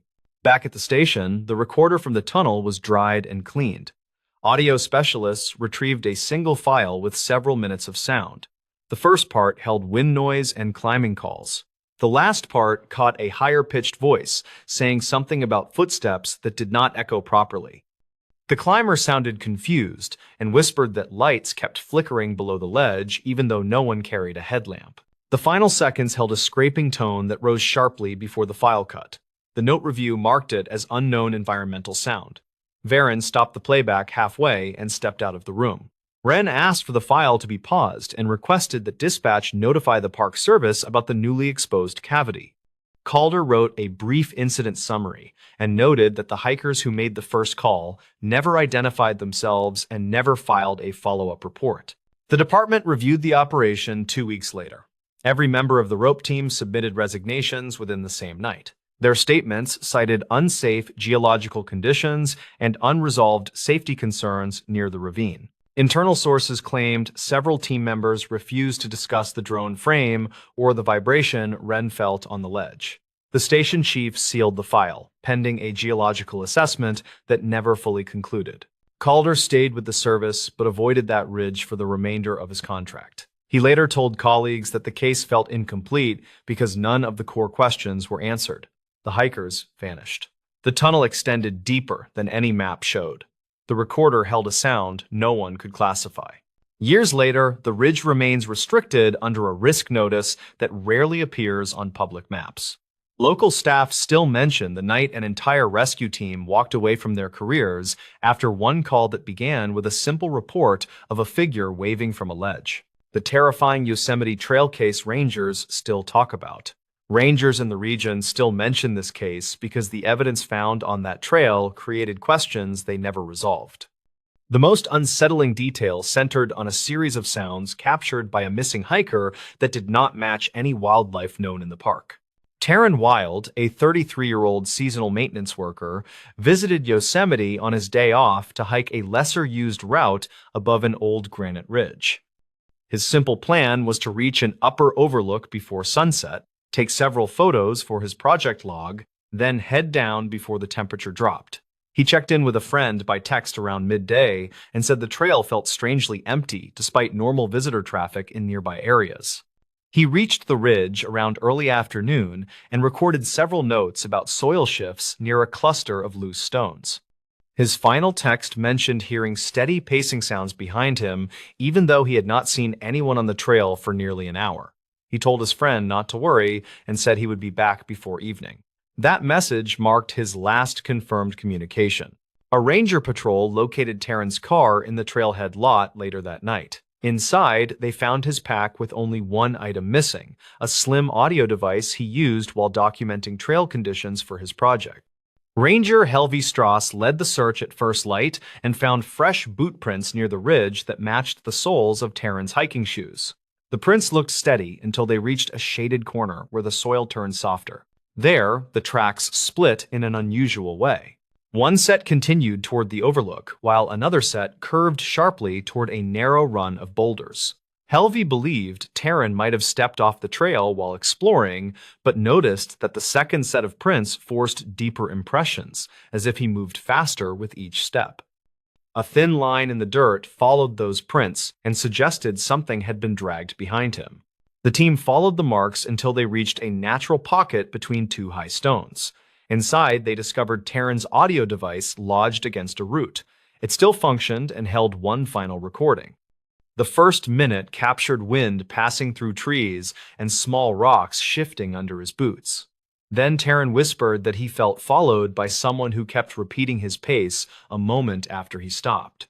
In the next part of the audio, a low grinding sound echoed in uneven pulses. The tone rose and fell as if something scraped along stone with deliberate force. Taryn asked if anyone was there and paused. Another voice answered him with a strained whisper that sounded almost identical to his own. Helvey replayed that section several times and said the response arrived with a slight delay, which made the mimicry more disturbing. The prince left the stone pocket and continued toward a narrow chute formed by erosion. Helvey and her partner Nora Kale climbed through and found more concerning signs. Long grooves marked the walls as if something had braced itself while moving upward. The grooves aligned in patterns that suggested fingers rather than claws, yet their spacing indicated a taller figure than anyone on the search team. Above the chute, they found Taryn's hat pressed into damp soil beside a shallow depression. The depression held two overlapping prints. One matched Taryn's shoe, the other stretched nearly twice the length of a normal boot and narrowed sharply at one end. Norik measured the print with a small ruler and muttered that no known animal in the park left impressions shaped like that. They continued toward the overlook and reached a rocky shelf with a clear drop. Several scuff marks indicated Taryn may have slipped or struggled there. A single boot print led to the edge, but none led away. Helvey considered the possibility of a fall, but found no debris or clothing caught on lower branches. The drop also lacked fresh disturbance, despite the clear signs of a struggle above. Rangers widened the grid and discovered a second audio device deeper along the ridge. This one belonged to the Park Service and had been installed as part of a small research project. It recorded ambient sounds every hour. The file from the time of Taryn's disappearance contained a short sequence of noises that technicians later flagged as highly unusual. The recording captured a heavy step followed by a second heavier impact a moment later. Then a slow hum rose from the left channel and drifted across the microphone with a regular movement. After several seconds, the hum changed pitch and formed a wavering tone that did not match common environmental sources. The final part of the audio held a faint whisper that repeated 5 words spoken minutes earlier by Taryn on his device. Helvey brought the recordings to a small ranger station for review. Several officers listened and stepped back from the speakers at almost the same moment. One officer said the whisper sounded like a distorted copy of Taryn's voice produced by something that did not understand human timing. Another officer said the hum felt directional even through the recording, almost like a body of air shifted with intentional weight. Search teams continued for several days and found additional signs near an unmarked fissure west of the overlook. The fissure opened into a short passage filled with broken branches and scattered soil. Along one wall, faint finger lines traced downward in uneven arcs. The height of the marks indicated a figure far taller than Taryn. At the bottom of the passage, they located a torn piece of Taryn's shirt wedged between two stones. Specialists examined the site and concluded that no official map recorded any cave or fissure in that section of the ridge. They also stated that the elongated prints found earlier did not fit any catalog species in the region. Audio analysts reviewed both recordings and noted that the mimicry matched Taryn's cadence but not his breath patterns, which suggested a source repeating structure rather than meaning. Rangers eventually suspended the search due to unsafe terrain conditions. The official report listed Taryn as missing with no determination of cause. Helvey filed a final note stating that something on the ridge moved only after Taryn paused, which matched his comments about delayed pacing. She believed the creature or force followed a pattern of waiting for silence before responding. Visitors now pass that trail with more caution. Some hikers claim to hear footstep echoes that do not match their own rhythm. Others mention hearing low humming tones near the ridge when the wind drops. Rangers dismiss most reports, yet avoid the area during low light. The case remains open with evidence stored in a restricted cabinet. The two recordings sit at the top of the file. Technicians mark them with a warning that the audio contains mimicry exhibiting unknown origin. Rangers still talk about this case because the trail shows new stone shifts each season, even though no mapped feature exists beneath it. Many believe that whatever followed Taryn waited in those rocks long before anyone walked that ridge and might still wait for the next person who stops to listen. He vanished in Death Valley. His footprints just stopped mid-desert. The search teams never forgot what they saw out there. Clear footprints stretched across the sand for nearly a mile, steady and perfect, then ended in the open desert with no wind strong enough to erase anything. Rangers later said the prints looked as if someone lifted the man straight upward. That detail stayed off the official record, but everyone working the case remembered it. 36-year-old Kalen Drevick worked as a field mechanic for a rental fleet based near the Nevada state line. He rarely took time off and lived mostly between job sites. His co-workers described him as level-headed and calm, the type who kept extra water bottles in his truck and checked tire pressure twice before any long drive. He enjoyed visiting remote desert areas because they felt quiet compared to the noise of highways and machinery. During early October, he drove into Death Valley on a short break before his next assignment. He planned to hike a rarely used path branching from an old service road near a salt flat. He mentioned wanting to photograph unusual rock patterns he read about in a geology article. Weather forecasts showed stable conditions and mild winds. He purchased extra supplies at a small gas station near the park entrance, waved to the attendant, and headed toward the valley floor. Security cameras at the ranger station recorded his truck passing through the checkpoint mid-morning. A ranger named Javi Nolden spoke briefly with him about hydration and recommended he stay on the marked route. Javi later said Kalen seemed alert and in good spirits. He carried a heavy canvas backpack, a camera case, and a rolled topographic map secured with a rubber band. Kalen parked near a turnout beside a long dry wash. A pair of tourists photographed the scenery and saw him lock his truck and step into the open desert.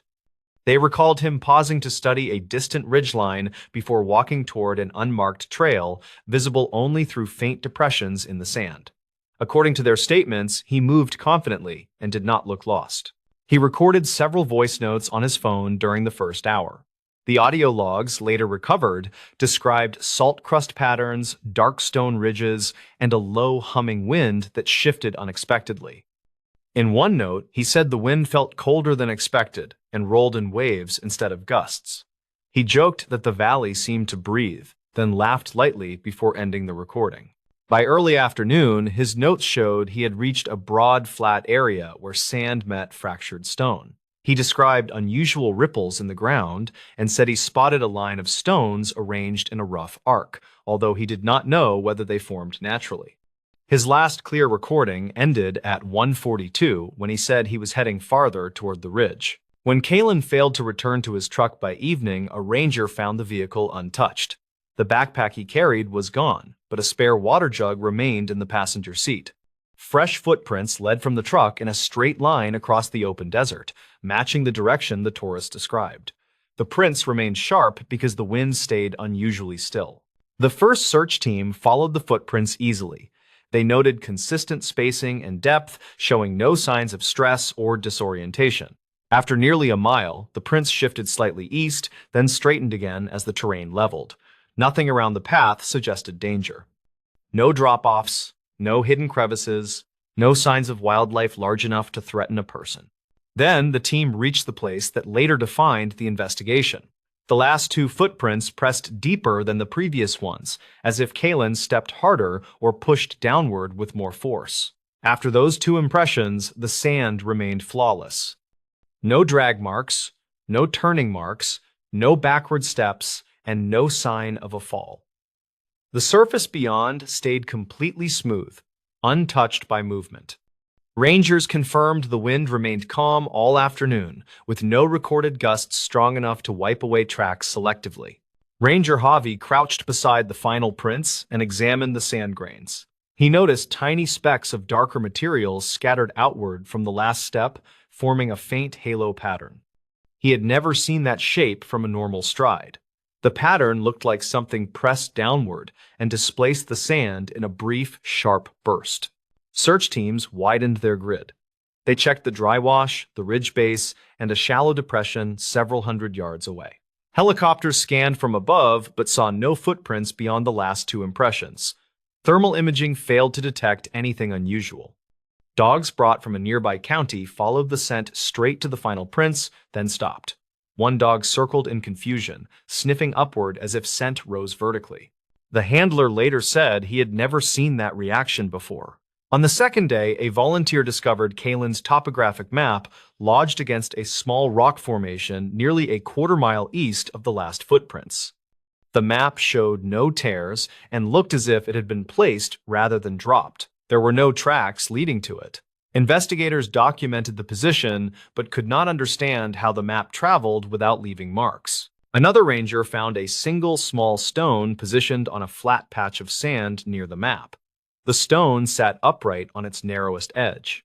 When Javi tried to reposition it for testing, it toppled easily. He could not explain how it stayed balanced in shifting sand without disturbance. Later that afternoon, a geologist assisting the search noticed a faint ringing sound near the ridge.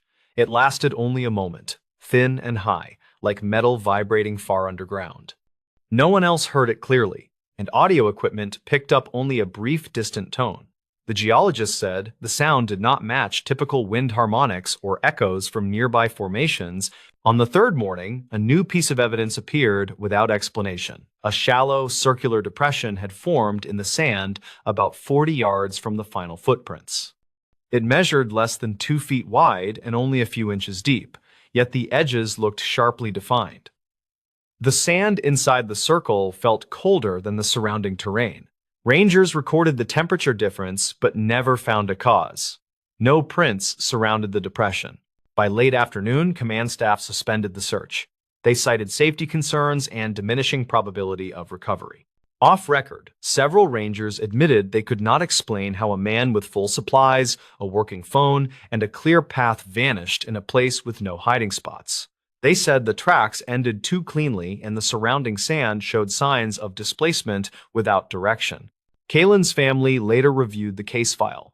They kept a copy of the photo showing the final two footprints. In that image, the impressions look sharp, deep, and perfectly formed, while the sand beyond stretches unbroken into the desert. His sister said the picture made her feel as if something lifted him straight out of the valley floor. The salt flats near that area remain open today, though rangers quietly warn hikers not to wander far from marked paths.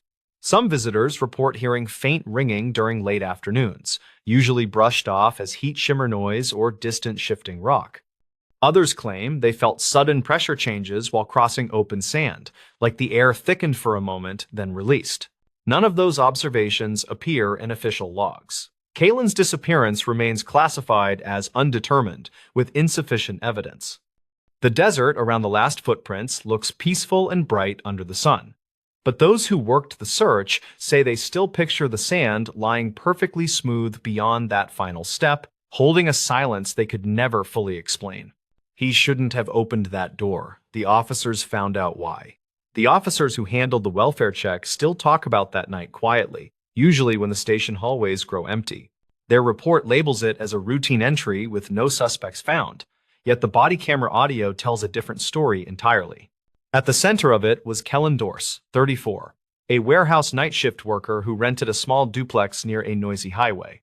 He lived alone, kept to himself, and rarely caused trouble, the kind of tenant landlords usually trust to pay on time without questions. For months, Kellen told friends he barely noticed the locked door at the end of his hallway, a door his landlord said was storage only. It was painted flat white, had an old latch, and sat slightly crooked, like the frame had shifted long ago when the duplex settled awkwardly. He passed it every day on the way to the bathroom, thinking nothing of it, just another leftover feature from previous owners. He had no reason to care about it until the knocking started during the late autumn rainstorms around 2020. The first knock came when he had just returned from work, half asleep, microwaving leftover noodles while lightning flashed outside. It was 3 sharp hits from deep inside the hallway, too precise to be the building settling, too centered to belong to the neighbors next door. Kellen set down the fork, confused, then walked slowly toward the sound, feeling the air grow cooler with each step he took. At the end of the hallway, the locked door stood still.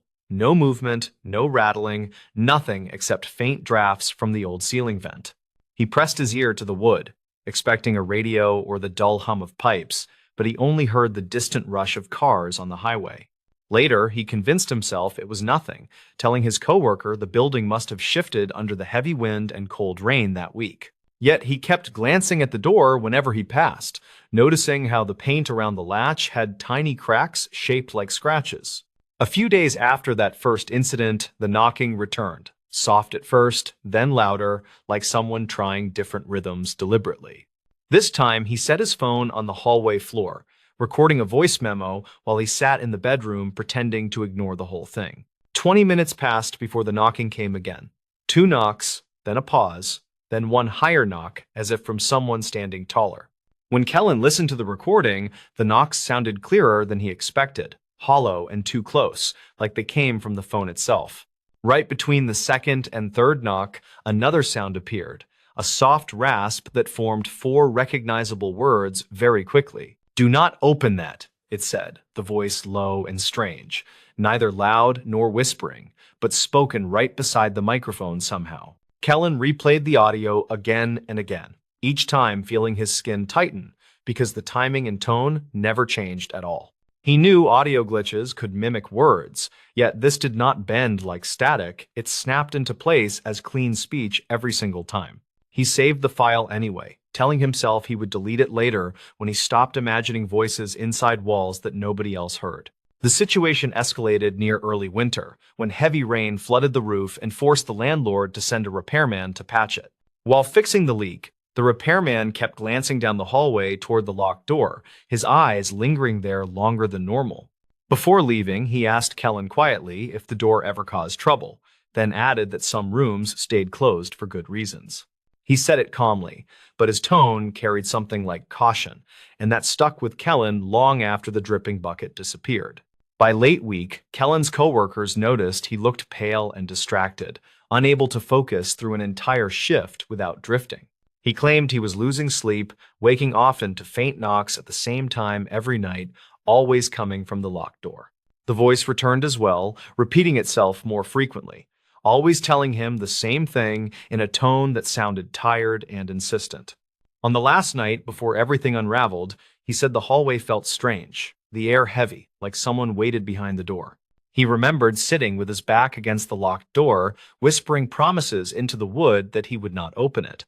He said he told whatever listened that he understood the rule, that he would keep the hallway quiet, that nothing needed to change. He could not explain why he felt compelled to say any of it, only that he sensed something, listening with patient attention. After that moment, his memory blurred, as if hours vanished, leaving him floating through fragments he could not place cleanly. 3 days later, when he missed too many shifts, the landlord called for a welfare check, unlocking the duplex for responding officers. Officer Deacon Ruiz and Officer Carla Havers stepped inside first, their body cameras recording the dim living room and cold kitchen counters. Nothing looked severely disturbed, though clutter and half-eaten food suggested someone stopped caring about routine tasks suddenly. The officers called Kellen's name, moving slowly through each room until they reached the end of the hallway and saw the locked door. The landlord insisted he had no key for that latch anymore, claiming the door had been sealed long before he bought the duplex. Ruiz tried the handle anyway, finding it locked and slightly cold, the paint feeling gritty under his fingertips from old scraped marks. He noticed faint arcs near the latch, small curved scratches that looked as if pressure had pushed outward repeatedly from inside. With a missing tenant and a locked room, they radioed for permission to force entry, which dispatch approved after a brief pause. The body camera audio captured everything when Ruiz braced himself and hit the door near the latch with his shoulder. The first hit shook dust from the frame, drifting down in pale streaks caught by the hallway light, but the door barely moved. The second hit made the hinges creak sharply, and a noise leaked from somewhere beyond the door, soft and low, not quite a voice. Both officers hesitated, sharing a quick look, then Ruiz struck the door a third time, breaking the frame and forcing it open completely. Behind it was not a storage room, but a cramped, enclosed space, barely larger than a closet, with no windows and stale, heavy air. A thin mattress lay on the floor, twisted, with dark stains forming uneven shapes near the center that no one could immediately identify. Tall, vertical lines were painted along one wall, each line slightly uneven, with numbers scratched beneath them in descending order. In the far corner, illuminated by the hallway light, sat Kellen, knees drawn up, eyes wide, staring at the officers without blinking. He did not respond when they called his name, only shifting his gaze slowly toward the broken frame and the splintered latch. When Ruiz touched his shoulder, Kellen finally spoke, voice raw, like he had spent long hours whispering in that cramped room. "You opened it," he murmured, barely audible, yet both officers heard him clearly as the body microphones captured every word. "I told it I would not. I told it nobody else would. That was the deal. That was the only rule that mattered." Paramedics said later that his vitals looked like those of someone extremely sleep-deprived and dehydrated, yet untouched by violence. As they lifted him onto a stretcher, he resisted at first, not attacking, only trying to stay in the corner like leaving would break something further. He repeated the same phrase again and again, saying the knocking had been a warning, saying the voice had been protecting him from the rule. On the footage, as they carried him down the hallway, he whispered something else, asking if someone still waited behind the door. Investigators examined the small room thoroughly, cataloging the painted lines, the scratched numbers, and the strange stains on the mattress. Lab reports later revealed biological traces belonging to multiple unknown individuals, none matching Kellen, some decades older than the duplex. The numbers under the lines followed a pattern nobody could decode, though one of them matched the final digits of Kellen's employee badge. The audio file from his phone was analyzed as well, and the experts concluded the voice did not match any known interference pattern. Their report stated that the signal appeared impossibly close to the microphone without any buildup, then vanished instantly without trailing noise. It noted that the phrase remained identical even when slowed or filtered, lacking natural variations that human speech normally carries. They labeled it anomalous audio of undetermined origin, the safest language for something they could not classify cleanly. Kellen told hospital staff that the voice had grown desperate in the final hours, repeating its warning constantly, begging him to keep the rule. He said the knocking had stopped entirely right before the officers arrived, replaced by a silence so absolute it felt like the house held its breath. He remembered promising again that he would not open the door, that he understood the importance of leaving it shut no matter what. He had no memory of moving into the cramped room, only the sense that he needed to sit there, as if fulfilling something asked of him quietly. He realized the officers broke the rule, not him, and that thought seemed to disturb him more than anything that happened inside the duplex. When Officer Havers later reviewed the body camera footage alone, she heard something she had not noticed the first time. Right after Ruiz hit the door the second time, buried under the wood cracking, a faint rasp whispered from no clear direction. It repeated the same 4 words captured on Kellen's phone, spoken faster and more urgently, as if reacting to the impact. "Do not open that," it said, the tone rising slightly, not angry, but pleading, like a final attempt to stop what happened next. She saved that clip privately, though she did not emphasize it in the official summary, knowing nobody could explain it properly. The duplex was renovated later, the interior walls reconfigured, the small room removed, the landlord insisting it would prevent future issues. A contractor told someone off the record that the framing inside the wall did not match the rest of the building, like the room predated it. Nobody could find earlier records showing who built it or why, only vague references to an older structure on the property decades earlier. Kellen eventually moved away and refused to rent any place with locked interior doors again, telling doctors he still heard faint knocking sometimes. He claimed it happened around the same hour every night. Not loud, not demanding, just a quiet reminder of the rule that no longer existed. The officers who worked the case still avoid talking about the locked room in detail, each of them remembering the cold air inside it. They say the strangest part was not the room or the numbers or the stains, but the sense that something waited for them to break the rule. In the end, the official conclusion stayed simple, listing no suspects, no crime, and no ongoing danger, only a tenant in distress. Unofficially, the people who were there believe Kellen kept a promise he never understood, one that nobody else should have interfered with. They think the voice behind the door had followed its own rule for years, counting on someone to leave the lock untouched. And when Ruiz forced that door open, they learned why some warnings are meant to be obeyed, no matter how strange they sound. A missing hiker reported someone behind him moments before silence. The call came in just after 4 in the afternoon, and the dispatcher immediately knew something was wrong. The man on the line spoke in a low, shaky voice and said he was hiking an old fire access trail outside a remote canyon. He kept repeating that someone was behind him. When the dispatcher asked if he could see the person, the man whispered no, but he could hear footsteps right after his own. Then the call cut out. The hiker was Rowan Naris, a 31-year-old outdoor photographer who frequently visited that canyon for long solo trips. He was experienced, always prepared, and never the type to panic.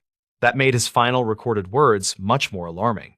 Deputies found Rowan's car parked neatly at the small gravel lot near the gate. Inside sat his gear case, a water bottle, and a folded map with one route outlined. That route led to a narrow shoulder of trail called Switch Bend, known for unusual acoustics created by sheer rock on both sides. Locals said the place echoed strangely at night, but nothing dangerous was ever reported there. A search team followed Rowan's boot prints along the trail and noticed something odd within the first half mile. His steps were steady until they reached the canyon's echo pocket. From there, his prints grew closer together, as if he started walking cautiously. Another set of impressions appeared beside his footprints, long, narrow marks shaped nothing like boots or hooves. They trailed him for several yards, then vanished abruptly at a cluster of stones. A deputy named Ryland Torr replayed the last seconds of Rowan's call using his body camera microphone. When the volume was raised, everyone heard it. Right after Rowan said someone was behind him, a faint whisper overlapped his voice. It didn't sound like wind or static. It sounded like Rowan repeating his own words, only thinner, strained, and a moment out of sync. The team found Rowan's small audio recorder a mile farther up the trail. It was lying on a smooth rock, still running.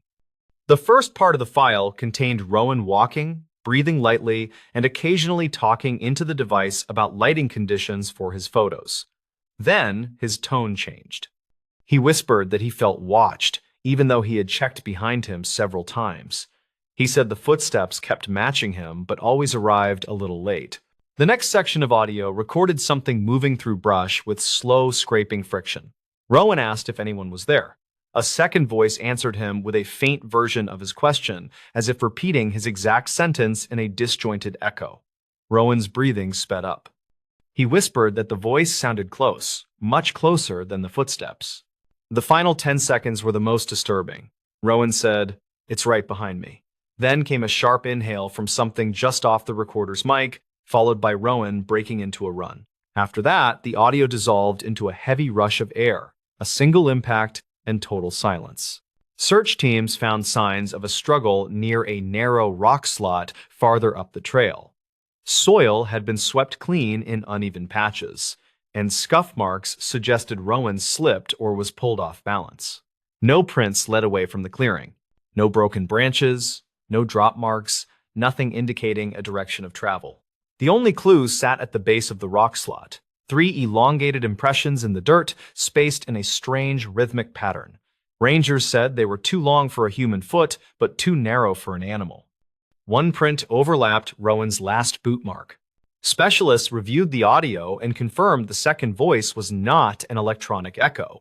It lacked the acoustic signature of canyon bounceback. It also repeated Rowan's tone, but not his breath, meaning it copied structure without copying life behind it. The canyon was closed for 2 weeks while a wider team searched the slopes and drainage channels. They found no remains, no additional gear, no sign that Rowan ever left the immediate trail corridor. It was as if he vanished the moment the recording ended. The official report listed Rowan as missing with unexplained circumstances. Unofficially, rangers still warn each other about Switchbend. Some say the canyon echoes are not echoes at all. They say the place answers you, not instantly, not naturally. A second late, like someone standing where you just stood, whispering your own words back to you. Rowan's final recording remains locked in evidence. The dispatcher who took his last call refuses to listen to it again. She told investigators the same thing she writes in her incident notes. When a voice repeats someone's words after they stop speaking, it usually means the caller is not alone. She said Rowan went silent because whatever stood behind him finally closed the gap. Nobody believed the ranger until they heard his final radio call. The title came from a set of recordings that park staff kept locked away for years, and they said the last call changed how the entire region treated missing hiker reports. The story centered on a ranger named Tobin Rusk, who worked long seasons in a national forest that stretched across rugged peaks and deep valleys. He was 37 and steady in his job, and he spent most days hiking remote trails to check campsites and weather conditions. That morning, he planned a simple route toward an overlook known for strong winds, and he packed light gear before heading out. He left the station with a radio clipped to his vest and told the dispatcher he would return by late afternoon. The sky looked clear as he started up the trail, and he enjoyed the quiet rhythm of his boots hitting the dirt. He passed a few hikers who warned him about strange noises near a side ridge, but he dismissed it as wind moving through narrow gaps. Tobin reached a fork near midday and decided to check an unmarked path that led toward an old fire tower. He had walked it before, but never alone for an extended stretch. As he moved deeper into the trees, he noticed the usual mountain sounds fading until only his footsteps remained. He paused to listen and realized even the birds were quiet. A faint metallic clatter sounded somewhere ahead, and he marked the direction in his notebook in case it related to trail maintenance. The incident began when he reached the fire tower clearing and saw the lower steps covered with disturbed soil. The prints looked human, yet inconsistent with normal hikers. They crossed each other in short, tight patterns, like someone moved back and forth repeatedly. Tobin bent down to examine the edges and noted that the impressions appeared fresh, despite no reports of workers in the area.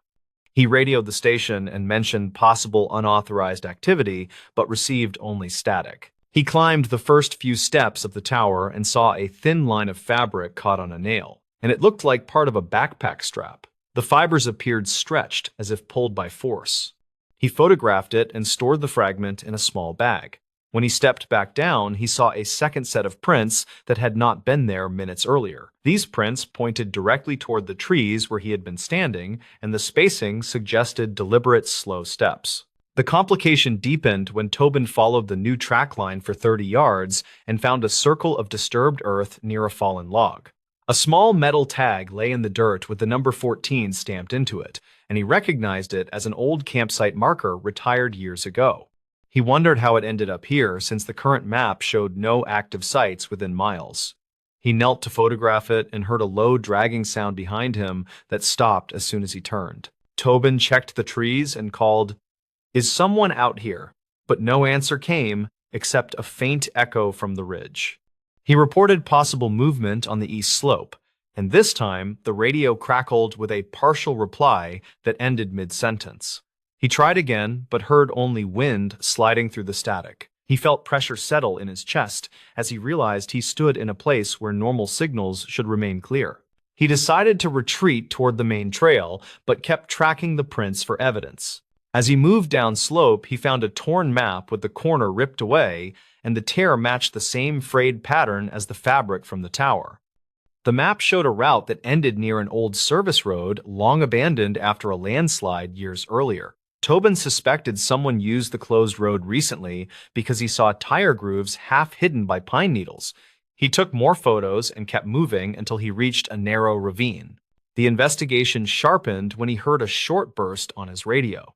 The dispatcher repeated his name, followed by a warning that another hiker filed a distressed call from somewhere near the same ridge.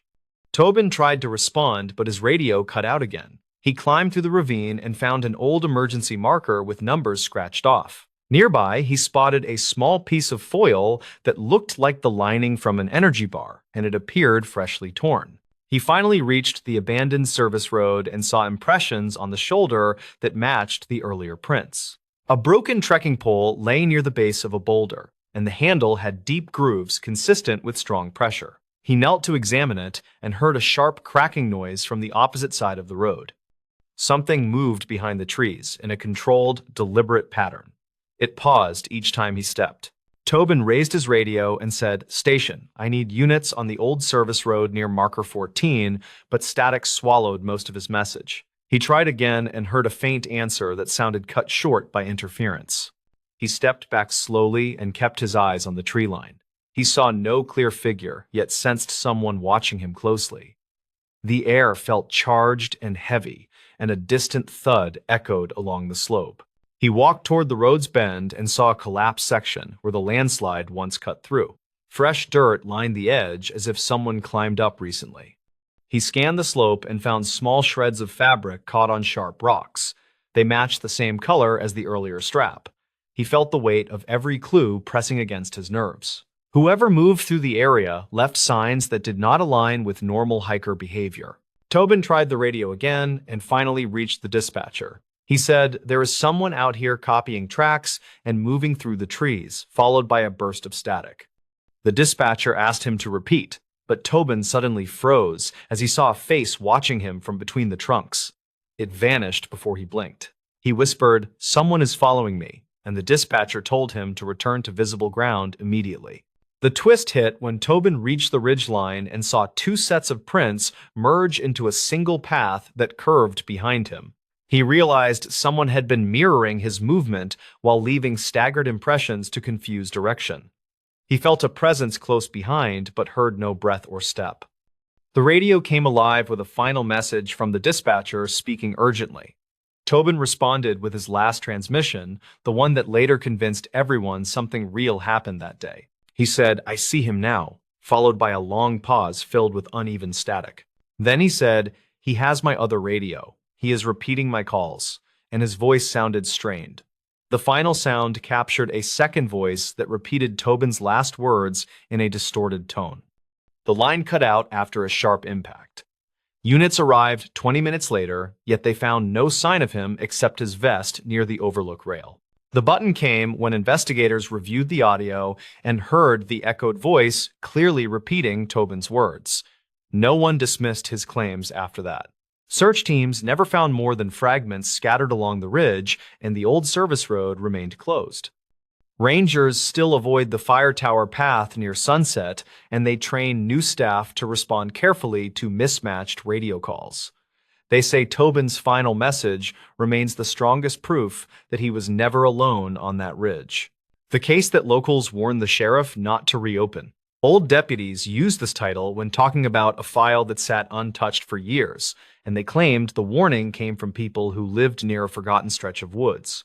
They said the case changed a sheriff's career in ways he never explained, and the town grew uneasy whenever someone brought it up again. The story began when Sheriff Lowell Brandt, who was 42 and steady in his work, returned to his office after a late patrol in early autumn. Lowell served in a small rural county where most calls involved livestock, weather damage, or simple disputes, and he liked the slow pace. That day, he planned to review routine reports before heading home for dinner, and he grabbed a few folders from the evidence room.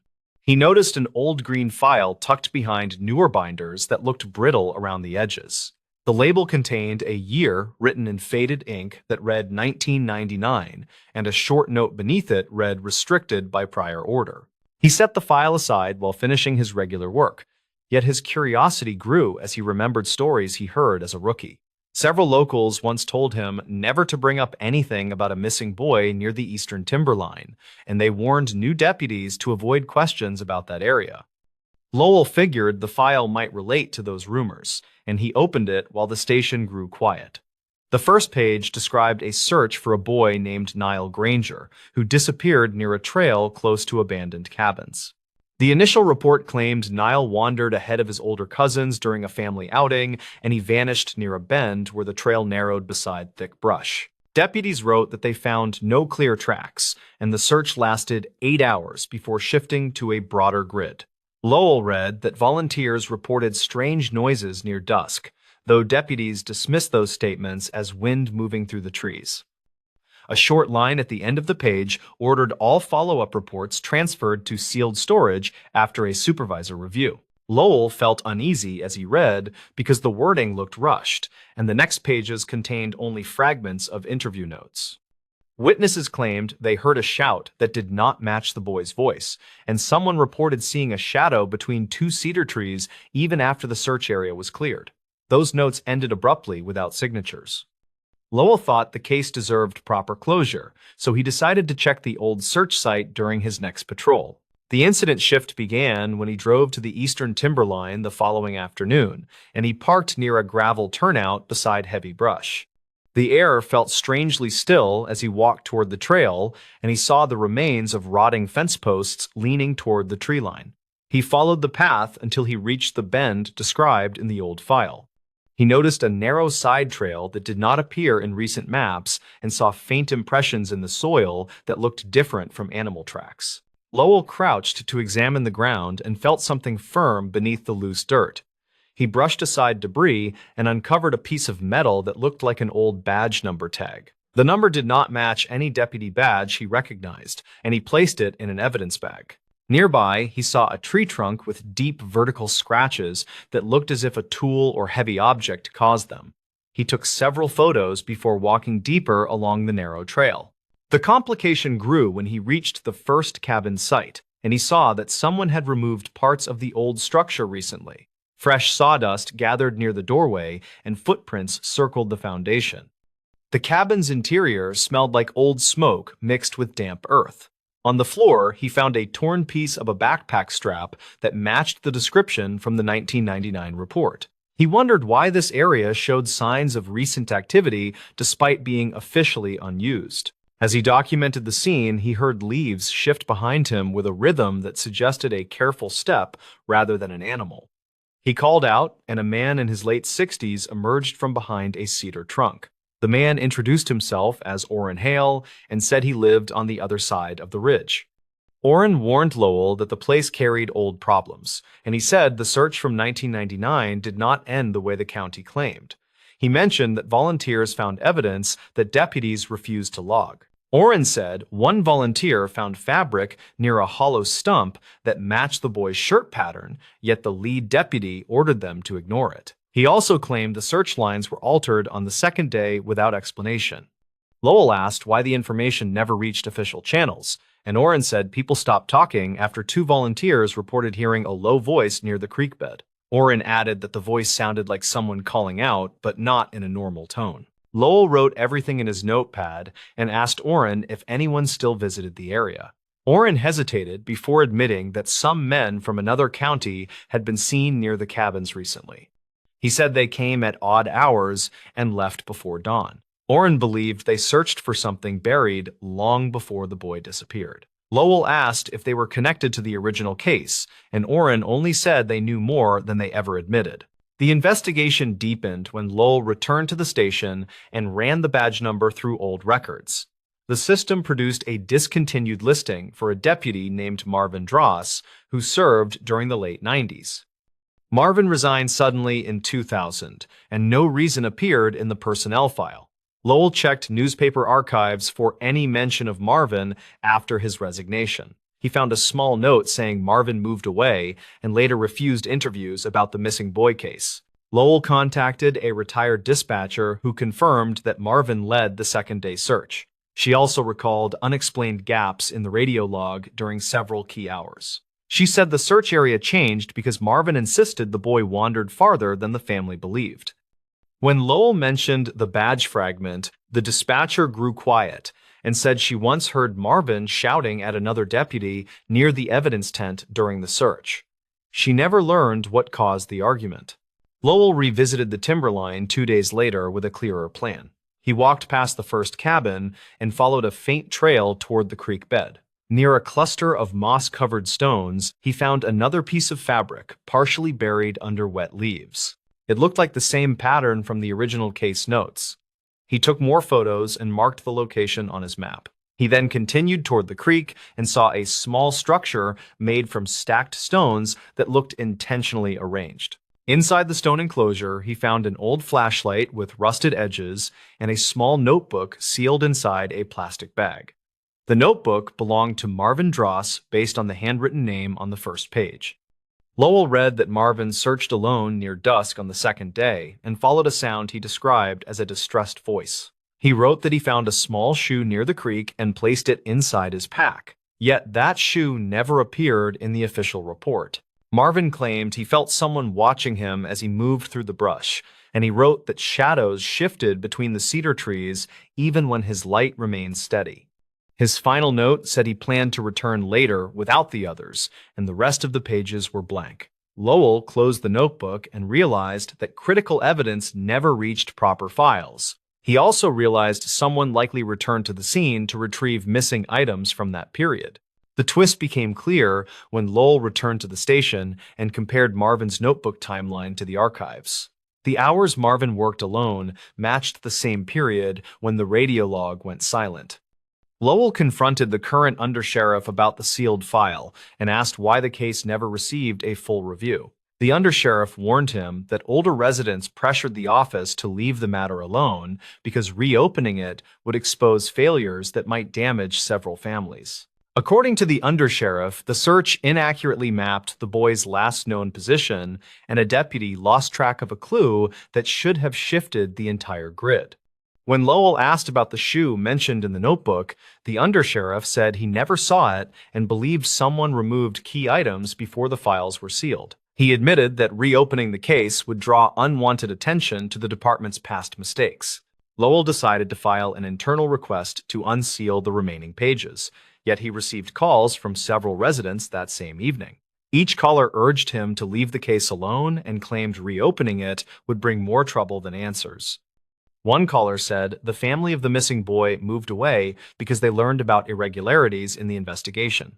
Another caller mentioned seeing unfamiliar men near the timberline again, and he warned Lowell to stay away from that area. Lowell hesitated for several days as he reviewed every note from the scene. He knew the evidence pointed toward overlooked mistakes rather than something impossible, and he believed someone attempted to hide those mistakes by burying files. He compiled the found items into a new report that forced a small review, and the county quietly agreed to release a statement acknowledging flaws in the original search. The button came when Lowell returned to the timberline one final time and stood near the creek where Marvin wrote his last note. He felt the quiet air around him and listened to the steady flow of water moving between stones. The case never received a full reopening, yet the evidence he uncovered ensured the truth no longer sat in a forgotten box. Locals still warned people not to disturb the old trail, but Lowell believed avoiding the past never protected anyone. He knew the truth lived in the details scattered across the woods, waiting for someone willing to look closely. The Glacier National Park Trail nobody will hike anymore. Rangers still warn newcomers about this case because the evidence recovered along that trail convinced many of them that something in those woods reacted to people in ways no animal should. The trail has been closed for years, yet the story continues to circulate quietly among staff who were there when it happened. Merrick Kellen, a 34-year-old backcountry maintenance tech, entered Glacier National Park early one morning to inspect a rarely used service trail near the eastern tree line. His job that day was simple: check drainage channels, replace a pair of damaged signs, and test a small sensor the research team had installed along the ridge. He radioed his supervisor just after sunrise and said the weather looked perfect for a quick loop. His last recorded message came 90 minutes later. He said the trail felt wrong in a way he could not explain. He mentioned hearing something walk behind him with a staggered rhythm that always arrived a few seconds after he stopped moving. The supervisor asked if he needed assistance. Merrick responded that it was probably echo, then promised to check the ridge and call again when he headed back. He never made that call. Rangers found his truck parked neatly at the service gate that afternoon. Inside lay his pack with every piece of gear present except his small field recorder. A set of steady boot prints led from the truck toward the old path, then turned strangely narrow after the first quarter mile, as if Marek had started walking with shorter, more cautious steps. A ranger named Karen Haldy followed the trail until she reached a steep bend where the soil grew softer. There she found two overlapping sets of tracks. One set matched Marek's boots. The second set appeared longer, deeper, and shaped in a way that did not match human or animal patterns cataloged for the area. The elongated prints trailed beside his path for several yards, then cut into the trees. Karen called for backup. A second ranger, Dakin Rowe, searched the brush and discovered the first piece of evidence wedged under a fallen branch. It was Marek's field recorder, still running and warm from recent use. Dakin paused before pressing play.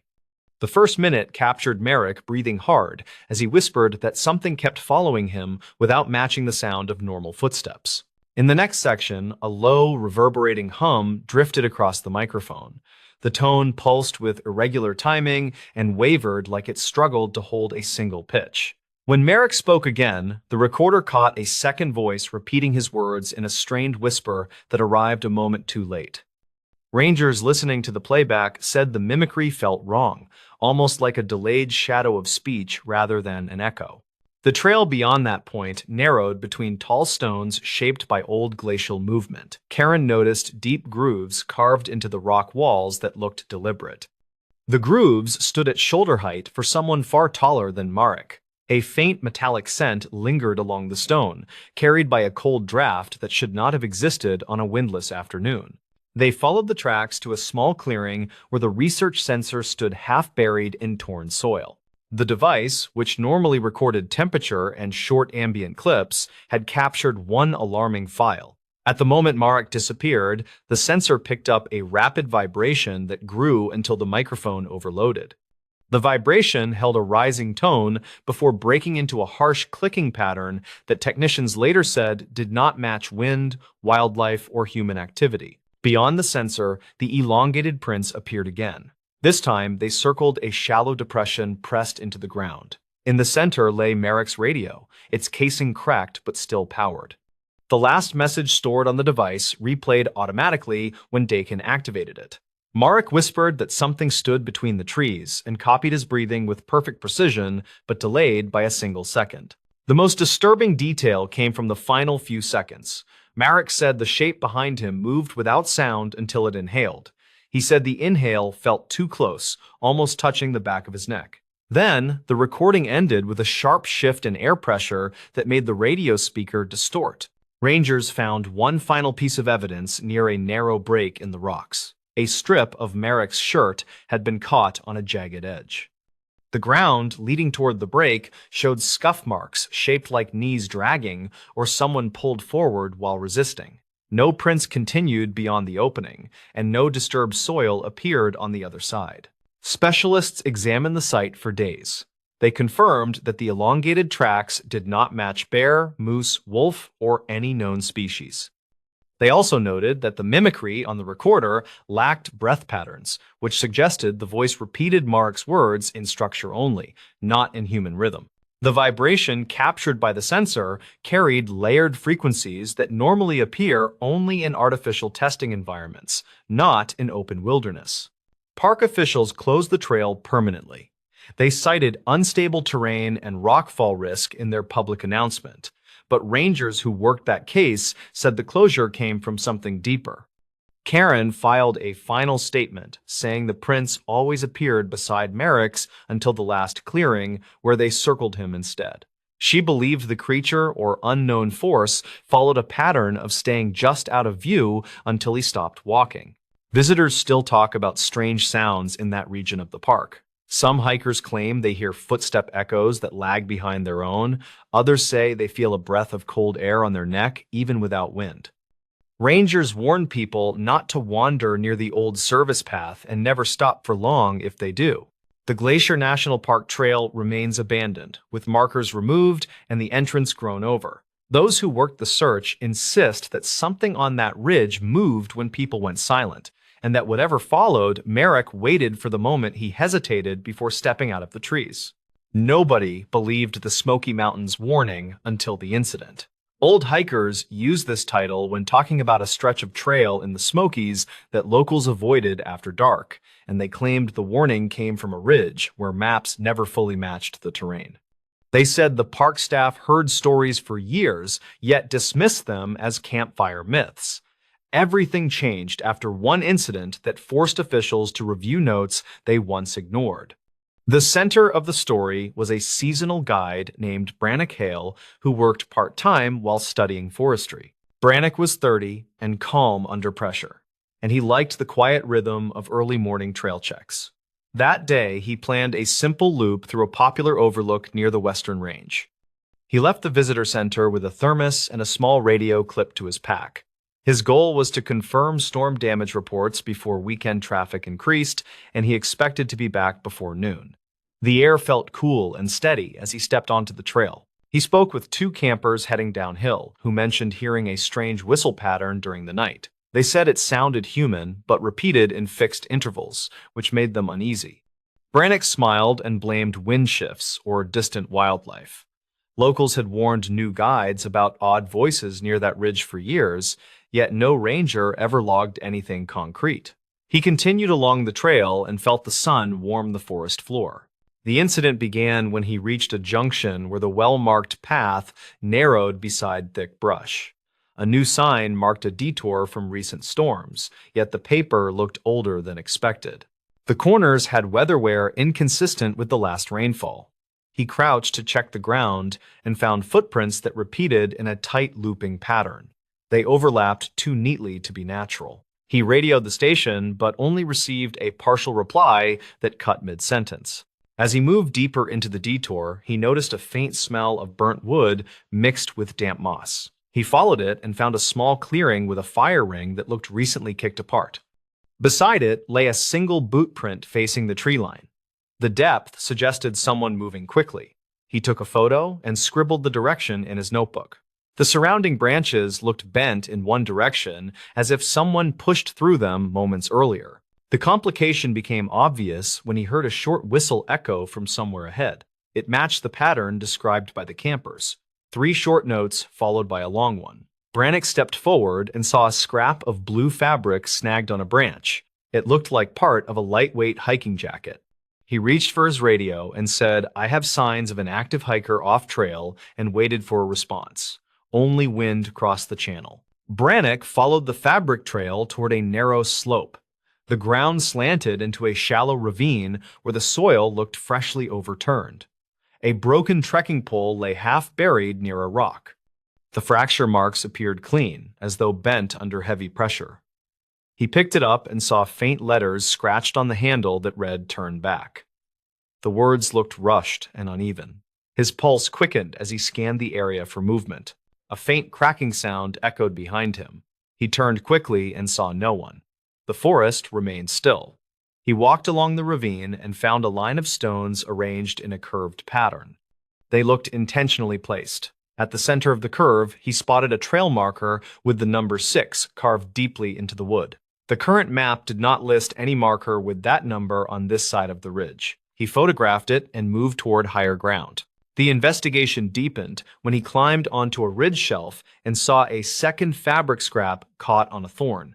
He noticed long drag marks in the dirt that led toward a cluster of trees. The marks looked like someone pulled a heavy pack or tried to crawl with limited strength.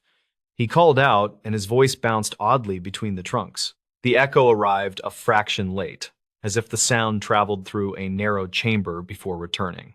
Brannick reached a tree with thick roots curling above ground. Beneath one root, he found a small metal whistle with dents across its surface.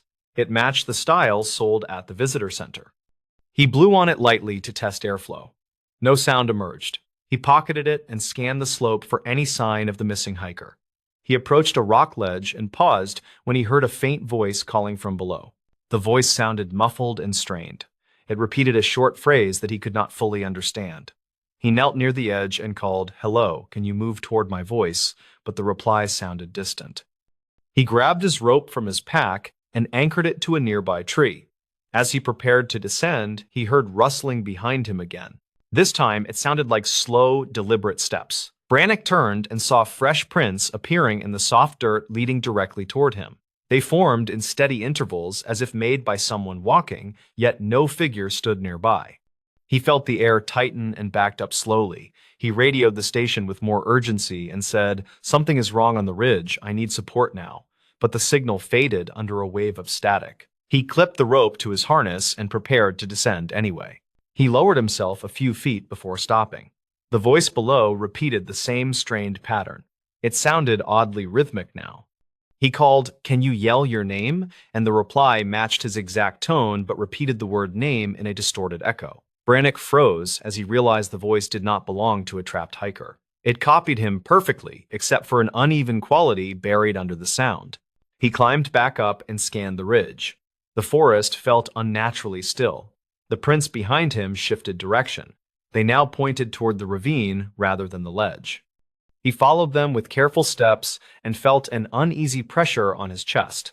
He reached the curved stone pattern again and noticed something new. His own boot prints from earlier had been moved into a mirrored line beside the original tracks. The twist settled over him when he replayed the last radio message on his device. He heard the same static crackle interrupted by a second faint voice buried inside the channel. It repeated a few of his words as though trying to match his speech. The pitch fluctuated in a way that did not sound mechanical. It sounded closer to a person standing near the microphone. His skin tightened. The ridge felt too quiet. Brannick stepped backward and nearly tripped over a pack covered in pine needles. It belonged to a missing hiker reported earlier that month. Inside, he found a water bottle, a torn map, and a whistle identical to the one he pocketed. A note jammed into the side pocket read it copies who it sees, and the handwriting slanted downward. The message looked rushed and uneven. Brannick tried to radio again, but the device only emitted a rising static tone. He ran toward the main trail as branches cracked far behind him with steady intervals. Each crack matched his footsteps with a slight delay. He reached the junction and stopped when he saw a figure standing near the overlook rail. The figure did not move. Brannick raised his radio and called out. The figure shifted and took one slow step forward. He saw no face details. The figure matched his stance exactly. He backed away and slid down the slope toward the main road where a patrol vehicle waited. Two rangers rushed toward him as he waved them down. They helped him into the truck and drove quickly to the station. When they reviewed his radio recordings, they heard not only his words, but a second layered voice repeating fragmented versions. The final seconds captured a phrase neither ranger could explain. It whispered his name with a broken, uneven tone. The button came when officials closed the detour permanently and removed all temporary signs.